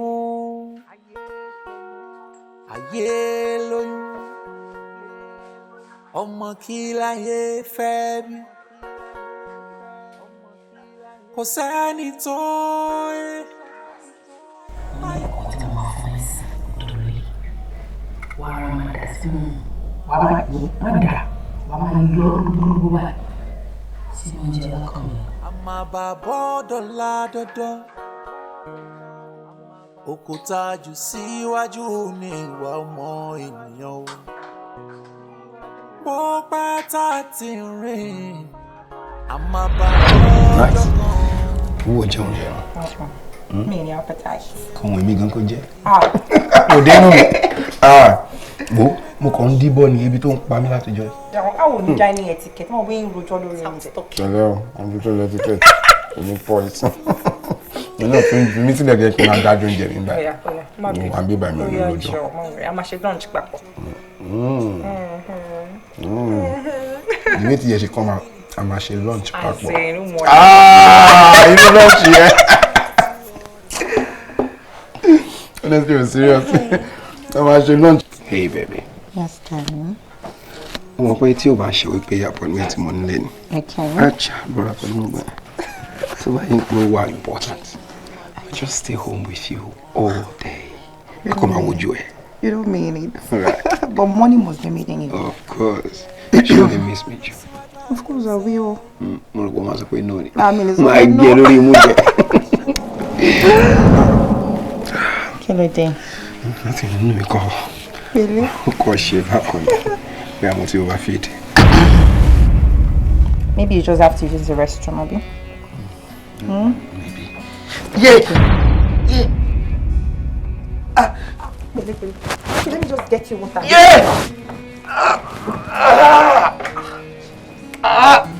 Tọ́lọ́tọ̀ lẹni tó jẹ́ ọ̀tọ̀ lẹni kan. You know what? Get up. Let's go to the hospital. Ọ̀tọ̀ lẹni tó dárò. Ṣé ìbọ̀tọ̀ lẹni tó sùn túbú? Kórí mi máa ṣe kùngà wọlé. Èmi máa ṣe jìyà lọ́lọ́run yó. Kí ló ṣẹlẹ̀?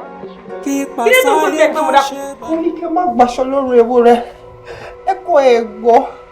Mo ní kí ẹ má gba kàkà lọ́rùn àkìtì. Ẹ̀gbọ́ ẹ̀gbà. Mo ní kí ẹ má jẹ́ kí omi ó tó lẹ́yìn ẹja. Pé tómi bá tó lẹ́yìn ẹja ẹ fẹ́ ṣe jọlọ fún ọ. Mọ́mí wáyé. Kí ni túmọ̀ sáà? Kí ló ṣẹlẹ̀? Mọ́mí, nǹkan tẹ́lẹ̀ pé kí n máa fi sí oúnjẹ fún ọlọ́kọ̀ mi díẹ̀díẹ̀ pé ó máa máa pa díẹ̀díẹ̀. Mọ́mí eléyìí ó pa díẹ̀díẹ̀ o. Ẹ̀ẹ̀kan náà ló ṣiṣẹ́. Bóyá ó máa gbé ayé bóyá kò ní gbáyà àti ẹ̀ tí mọ̀ báyìí.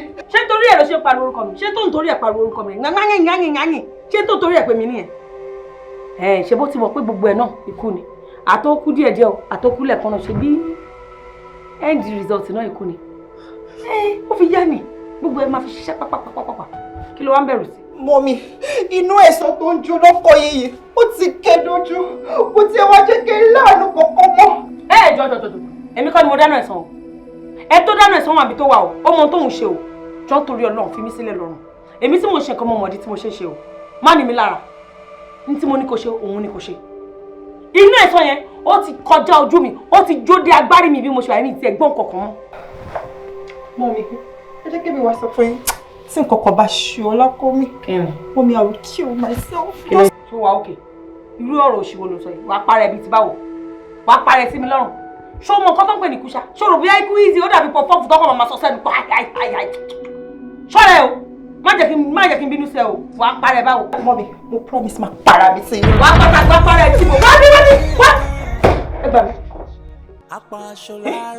Kí ló ṣe kẹ́ sọ́wọ́? Ṣé kí ló wá mú yẹpẹrẹ ló sọ di nǹkan kékeré tó kàn sọ sí sẹ́nu ní pọ̀pọ́ọ̀fù? Wàá parẹ́ sí mi lọ́rùn báwo? Ṣé o mọ nǹkan tó jú mi rí kí n tó bí òun ṣá? Tẹ́mi sọ́lá! Tẹ́mi! Orí mi máa ṣe jẹ́ ń ṣe kùngà ń ro. ẹlẹ́dàá mi wá gbọ́ o àpẹẹrẹ orí mi jàre má ṣe ṣílẹ̀kùn fún mi kí ló dé táyé kan pátá òjò ogun omi ẹ̀ẹ́dùn ya àgbàdo jẹ́ lóko àdélé kanra mọ́ bèjì.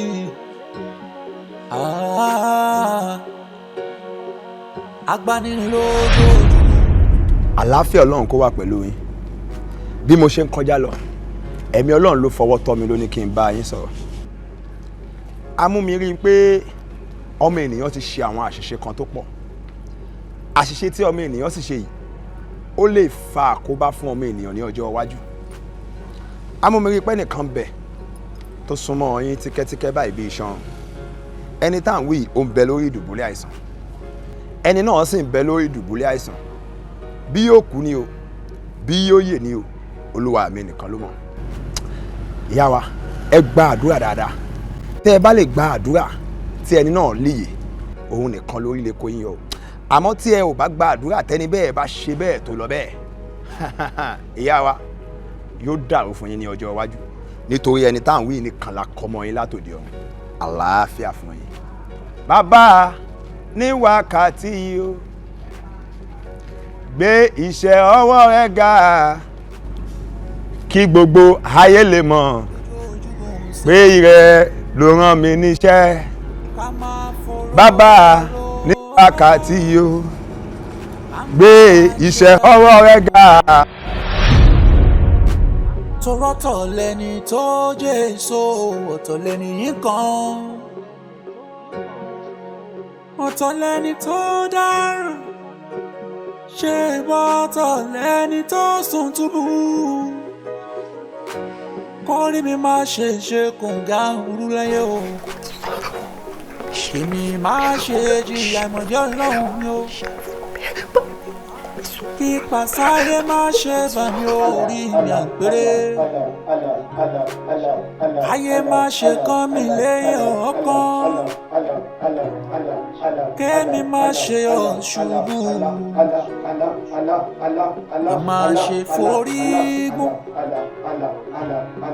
aṣọ ẹwà mi má ṣe jóná kémi má ṣe jìyà ìmọ̀jọ́ Adániwáyé mo bẹ̀ ọ́ ṣọ̀nà mi níre o òféèfé òféèfé òféèfé láyé jẹ́ àtòrí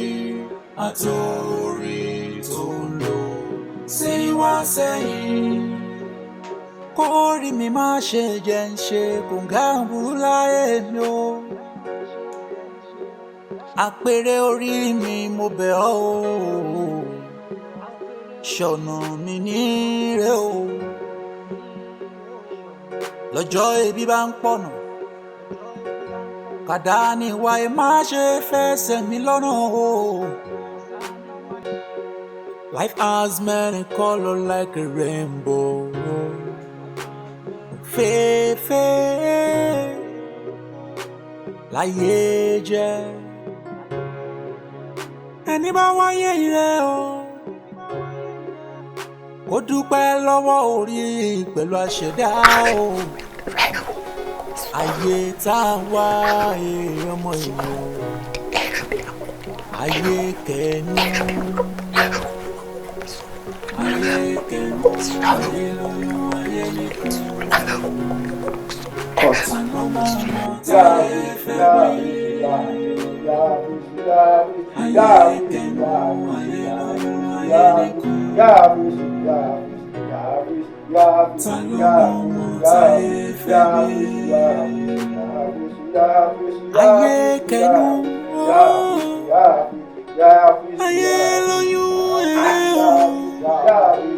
Kilaye Fabio Aditula lo jẹ́ o.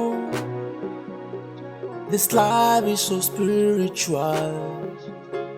This life is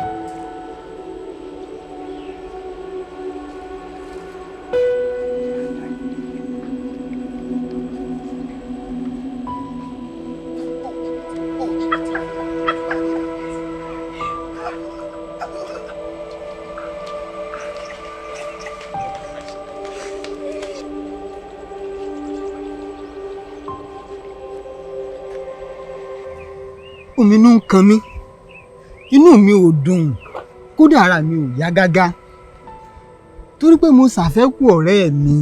mo mọ̀ ó tó kóminú ọkàn bóminú ṣẹ̀ṣẹ̀ ń kan bẹ́ẹ̀ ni nǹkan èmi náà nítorí àjàdí olóko ńlá ó ṣèyàn ó dáa sọ́mọdé ó dáa sálejò ó dáa sónílé bẹ́ẹ̀ ló sì dáa sí gbogbo àwọn aráàlú kódà ó tún fowó bá gbogbo wa ṣe tí irú ẹni bẹ́ẹ̀ ò bá wá sí láàrin ìlú ó tó kóminú ọkọ̀ gbogbo wa. Elédùà dákun jọ̀ọ́ jàre jèbúrẹ́ bá ń dẹ́mi ọ̀rẹ́ mi sí àṣẹ o. wọ́n fi olókun ńlá pọ́n wa lójú Elédùà. Ikú pa bírí abírí kú ikú pa bírí abírí rọ̀rùn ikú pa kọ̀kọ́ ominú rẹ̀ jò dànù. àti wáyé iná bá a lówó a kù bá a lówó a rọ̀run àmọ́ ohun tó dá mi lójú ni wípé àwáyé ikú kan kò sí o gbogbo wa là á rọ̀run tákòókò tó lédò àbá ló tó. ọ̀rẹ́ mi òtítọ́ ló kúkú sọ. olóko ńlá. erin wó àjànàkú sùn bí òkè kádàrá ò ṣe é bá wíjọ́ bẹ́ẹ̀ àyànmọ́ ò ṣe é bá wìrégbè ní tá a ṣẹ̀dá jígí fún ẹni kó wá ṣe sábàbí àti gbẹ̀mí olóko ńlá àmọ́ o ó ṣeé ṣe kí àwọn òbí kí wọ́n jèso àjàrà kéyìn ó mọ̀ sí kan àwọn ọmọ látàrí àdúà tí àdúà àti ẹ̀bẹ̀ bá pọ̀ níwájú Elédùmarè yóò yí ìgbà padà ìgbà ó sì di ọ̀tun olóko ńlá ó mà ṣe o.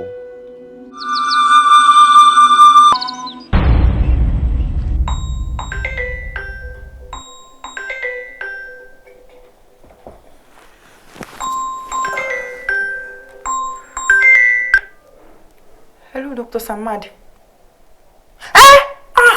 Ẹlẹ́dàá mi ò ṣe. Ẹlẹ́dàá mi ò ṣe. Olúwa ṣe. Olúwa ṣe. Olúwa ṣe. Olóró mà ṣe o. Torí pé mo ti ẹ̀ pè ẹ́. Torí pé ó dá mi lóhùn. Olúwa ṣe. Olúwa ṣe. Olúwa ṣe. Thank you, Jesus. Thank you, Jesus. Thank you, Jesus. Olúwa ṣe. Ìwọ Ọlọ́run.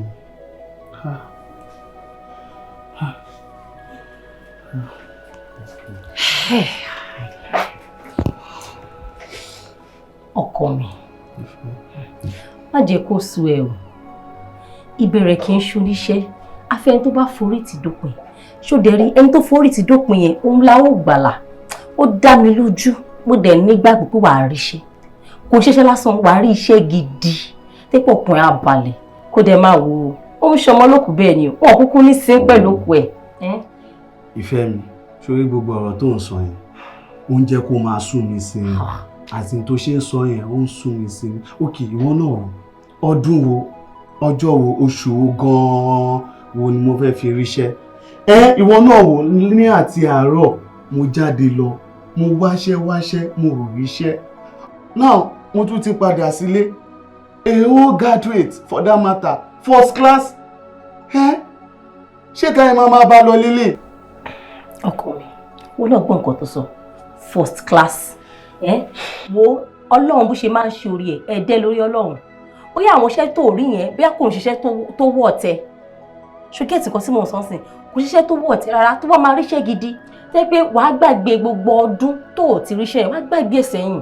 o ìfẹ́ mi kó jẹ́ iṣẹ́ kékeré ni mo rí I'm okay by it. A lè máa bá lọ báyìí ìwọ náà wò owó tó ní iṣẹ́ tó ń ṣe òun la fi ń survive nínú ilé ṣé ta ẹ máa bá lọ lélẹ̀. ọkọ mi ó yé mi mi ì dẹ̀ kúkú complain àbí ṣé mo complain ó mọ nǹkan tó ṣẹlẹ̀ jẹ́ ká gbọ́rọ̀ ṣe ká gbé sẹ́gbẹ̀ẹ́ mo ti bẹ̀ ẹ́ dáná favourite ẹ̀dẹ̀ ni mo sìn ṣé kí bẹ́ẹ̀ sáàbẹ̀. favourite ni ká gbé iṣẹ́ sẹ́gbẹ̀ẹ́. ó dẹ̀ ní sùúrù ẹ̀ ṣé àìjẹun ló wá jẹ́ kó ríṣẹ́ báyìí sìn bébì jẹ́ ó yá dúró.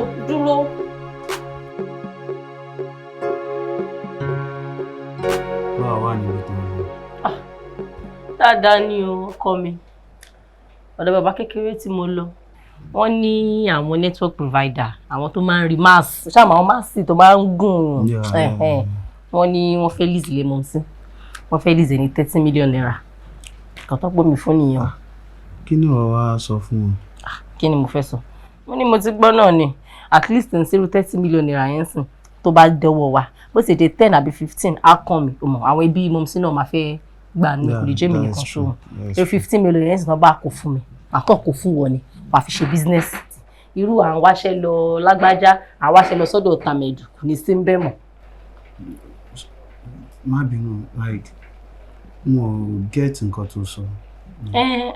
Mo ní 15 million tó bá kàn mí, màá kó fún wa fi bẹ̀rẹ̀ business. Mo dẹ̀ mọ ọkọ tí mo fẹ́, ọkọ tó ní kíní tó ní brain mi. 15 million. Yes, now baby. Tí n bá kó fún ẹ ta ni kí n kó fún. Àtinúkẹ́, màá má tọ́jú ẹ. Màá ṣèké ẹ. I will take good care of you. Mo ò ní fìyà kankan jẹ. Tógo ti. Wọ́n baby. I know you will take care of me. Ìgbà tí o ṣòwò gan-an, o kẹ́ mi lójú, o kẹ́ mi nímú ni. Owó tí wàá dé tán, I know you will do double, triple. Ìfẹ́ kò lè dàbí ṣòwò kan. Tí 15 million yẹn tó bá ti kó fún mi, tó kó fún mi. You know I'm brilliant. Very well. One thing I love about you.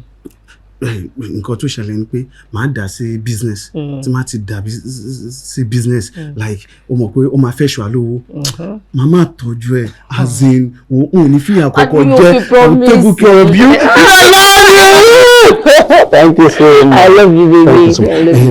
Ṣùgbọ́n tẹ́lẹ̀ sober mood mo wà because I'm even trying to ruminate like but now.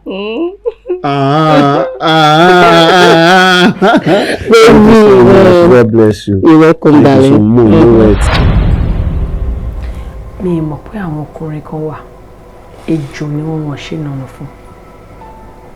Irú wọn ni bàbá ọmọ ọkùnrin tó jókòó yìí.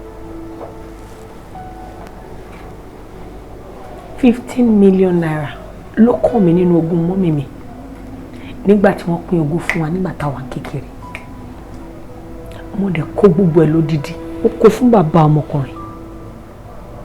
Torí ìfẹ́ tí mo ní sí, àtàdéhùn tó wà láàrin wa wípé kó lọ fi ṣòwò, kó jèrè, kó dẹ̀ fẹ́ mi, ká gbé nígbé àlàáfíà.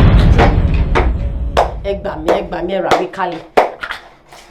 Gbogbo ilé mà ló ti empty yìí kẹ́. Gbogbo ẹrù ẹ̀ pátápátá mà ló ti kó. Ó dẹ̀ kúrò kẹ́rù ilé wò sọ fún mi ìyàwó ẹ̀. Who does that? Who does that?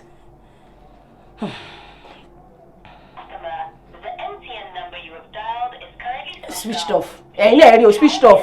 Switched off. Ẹ̀dẹ̀ tó try bí network náà máa ṣe bálabàlá ń gbà mí. Switched off, ẹ gbà mí. Switched off. Àbí kí ni gbogbo ilé ìbá ìtòwú ọ̀nà? Switched off bí ti bá wo. Mo tún lè lè bá ẹ̀. Àtinúkẹ́, olólùfẹ́ mi, ó ṣeun, ó kú gbìyànjú. Wò ó, báyé ṣe rí kọ́ ni ìlú ṣe rí o. Ọlọ́run ló ń tayé, ọmọ ènìyàn ló ń tòlù. Bó sì ṣe run oníkálukú ló ṣe máa tòlú ẹ̀. Wò ó, èmi ò rí ọjọ́ ọ̀la kankan ní ìlú tí Adẹ́dàá dá èmi àti ẹ sí o. Èyí ló jẹ́ kí n wò ó pé owó tó kó fún mi pé kí n fi bẹ̀rẹ̀ business. Nígbà tí mo rò lọ sọ́tún, tí mo rò lọ sósì, mo ti fi ṣètò Amẹ́ríkà. Tí Ọlọ́run bá ṣe dáadáa fún mi lọ́run, màá padà wá sílé, màá wá mú ẹ. Àtinúkẹ́, o ṣeun gidi.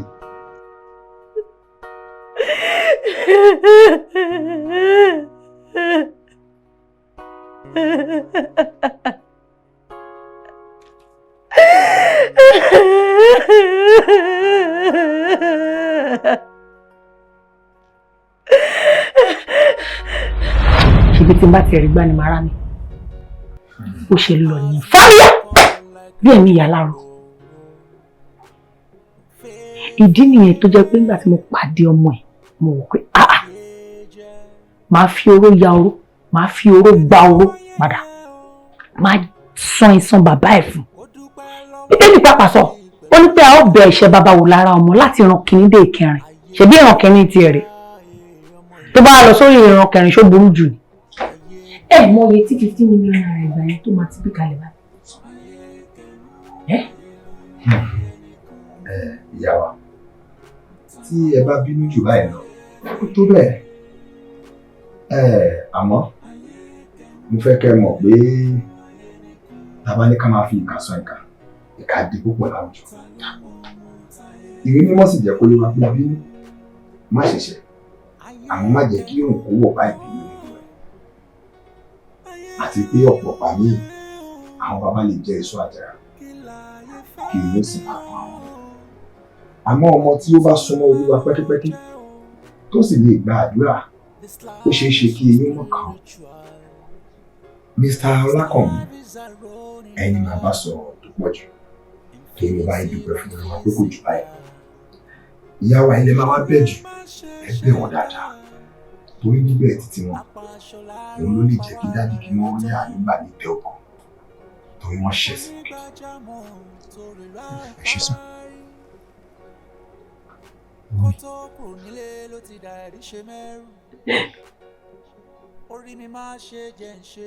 ẹ jọ̀ọ́ ẹ má bínú ló bá jẹ́ pé mo ti mọ̀ wípé ẹ̀yin ni dáàdì mi rí fẹ́ sí nígbà tó hand over properties fún mi lọ́jọ́ tí mo kọ́kọ́ fún gbogbo ẹ̀ má ti yọ̀ǹda gbogbo ẹ̀ fún yín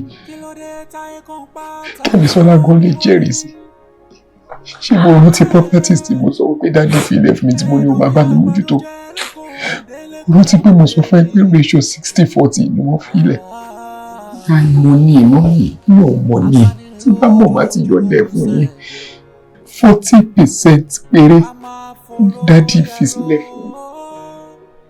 ó dẹ̀ instruct mi wípé ọjọ́ tí n bá pàdé ẹni tó jẹ́ àjòjì sí mi tí mi ò mọ́lé tí mi ò mọ̀nú ẹ̀dẹ̀ ni pé 60% ni kí n kó forí tó kí n dẹ̀ bọ́ wọn bẹ́ẹ̀ kó forí jì àwọn. níbi tí gbọ́dọ̀ pé yìí ni màá ti kó gbogbo ẹ̀ fún yín ní ìmọ̀ àìmọ̀ ló fà á.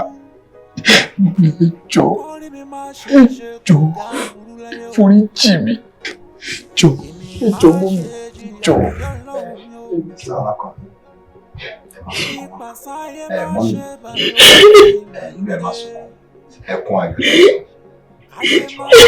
mo fi orúkọ Jésù bẹ̀rẹ̀ dìde ẹ bá mi forí jì dìde. ẹgbẹ́ ṣàmúlò ti sọ̀rọ̀ wọn ti parí ẹ̀ wọ́n ní dájú wọn sọ pé ìjọ́kíjọ́ táwọn bá ti rí ẹnì yẹn káwọn fún wọn ní 60% nígbà tó jẹ́ pé wọn ò mẹ́ni táwọn wà. ó dùn mí dọ́kọ̀ torí pé mo nífẹ̀ẹ́ Kúnlé ó dùn mí bó ṣe gbé mi lágbèdá yẹn ó dùn mí pé ẹ̀wọ̀n tí mo nífẹ̀ẹ́ tí mo fi tọkàntọkàn gbé àdúrà owó yẹn fún ẹ̀yìn ẹ̀ mọ́ye tí 15 million gbà emergency ni dùn mí. dáàdì mi náà gbìyànjú àti wá yín ẹ jọ̀ọ́. torí ẹ̀ ló wá ṣe sọ fún wa wípé kí a máa ṣe sùúrù ká tó bínú àmọ́ a dúpẹ́ fún Ọlọ́run pé àpàlà kan ló ní ìgbẹ́ ìjà dópin ogun ti ṣẹ́ olùgbàlà jagun mọ̀lú orin ayọ̀ la ó máa kọ hallelujah.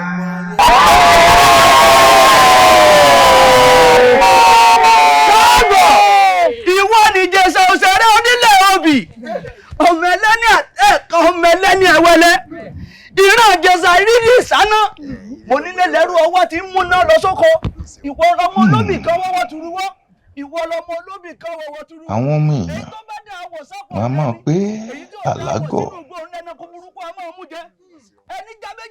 àmọ́ àláògọ̀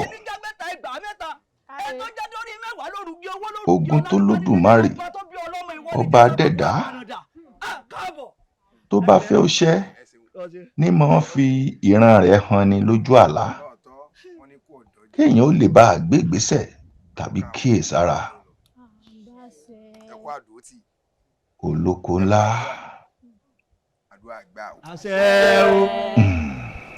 Olóko ńlá rèé o. káàbọ̀ olóko ńlá káàbọ̀ ikú ò ní pa ọ́ nírèwèrèwé lágbára lọ́wọ́ ọba. Mo dá gbogbo oko mi sí méjì, ìdá kan fún gbogbo yín. Ọ̀tún wá tán. Àbùkánjà. Ọ̀kẹ́ mẹ́ta fún káwọ́.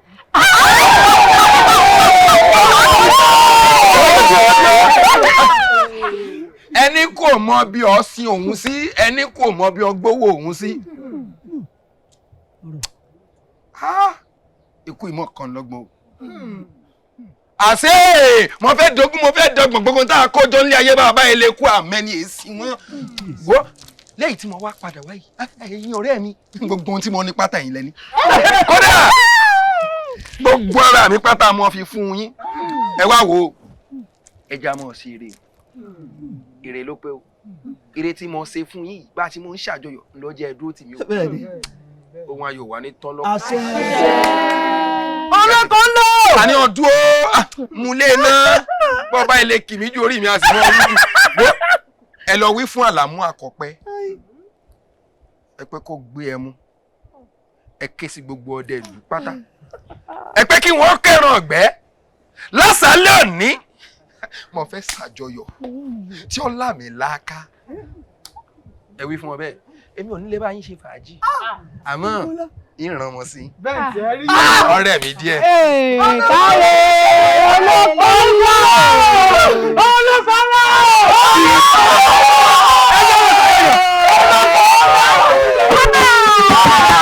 Ìjọyà olóko ńlá padà dé ìjọyà olóko ńlá padà dé ìjọyà.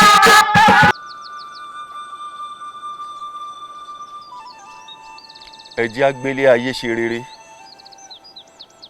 ká sì mọ́ gbàgbé àtúbọ̀tán. Bá àkálá ìlà òkò tí kẹ́tẹ́kẹ́tẹ́ bá kú iṣu á pin. Èèpẹ̀ ẹlẹ̀ ni wá kò wá sí bá a ṣe lè pẹ́ láyé tó á padà dé èèpẹ̀ ẹlẹ̀ lọ́jọ́ kan. Ẹ jẹ́ ká gbélé ayé ṣe rere. Bára ẹni joyè bára ẹni joyè ká lọ mú sàkì ká fi sán ìró bára ẹni joyè. Má ṣe jìyà ìmọ̀dé Ọlọ́run mi o, kí pàṣáyé má ṣe bà mí orí mi àgbèrè, ayé má ṣe kán mi lẹ́yìn ọ̀kan, kémi má ṣe ọ̀ ṣubú, kí má ṣe forí gún, káṣọ ẹwà mi má ṣe jóná, kémi má ṣe jìyà ìmọ̀dé o. Adániwáyé mo bẹ̀ ọ́, ṣọ̀nà mi níre o. Òféèfé òféèfé òféèfé láyé jẹ́, àtòrí tó ń lò sí wá sẹ́yìn. Kórìí mi má ṣe jẹ́ ń ṣe kòǹgà burú láyé mi o. Àpèrè orí mi mo bẹ̀ ọ́ o, ṣọ̀nà mi níre o. Lọ́jọ́ ebi bá ń pọ̀nà, kàdániwáyé má ṣe fẹsẹ̀ mi lọ́nà o. Àdániwáyé mi mo bẹ̀ ọ́ o, má ṣọ́ mi Èdùmàrè. AyeKenu ayé lóyún, afọ́jú fẹ́ ríran lókùnkùn ó dògùn dọdẹ.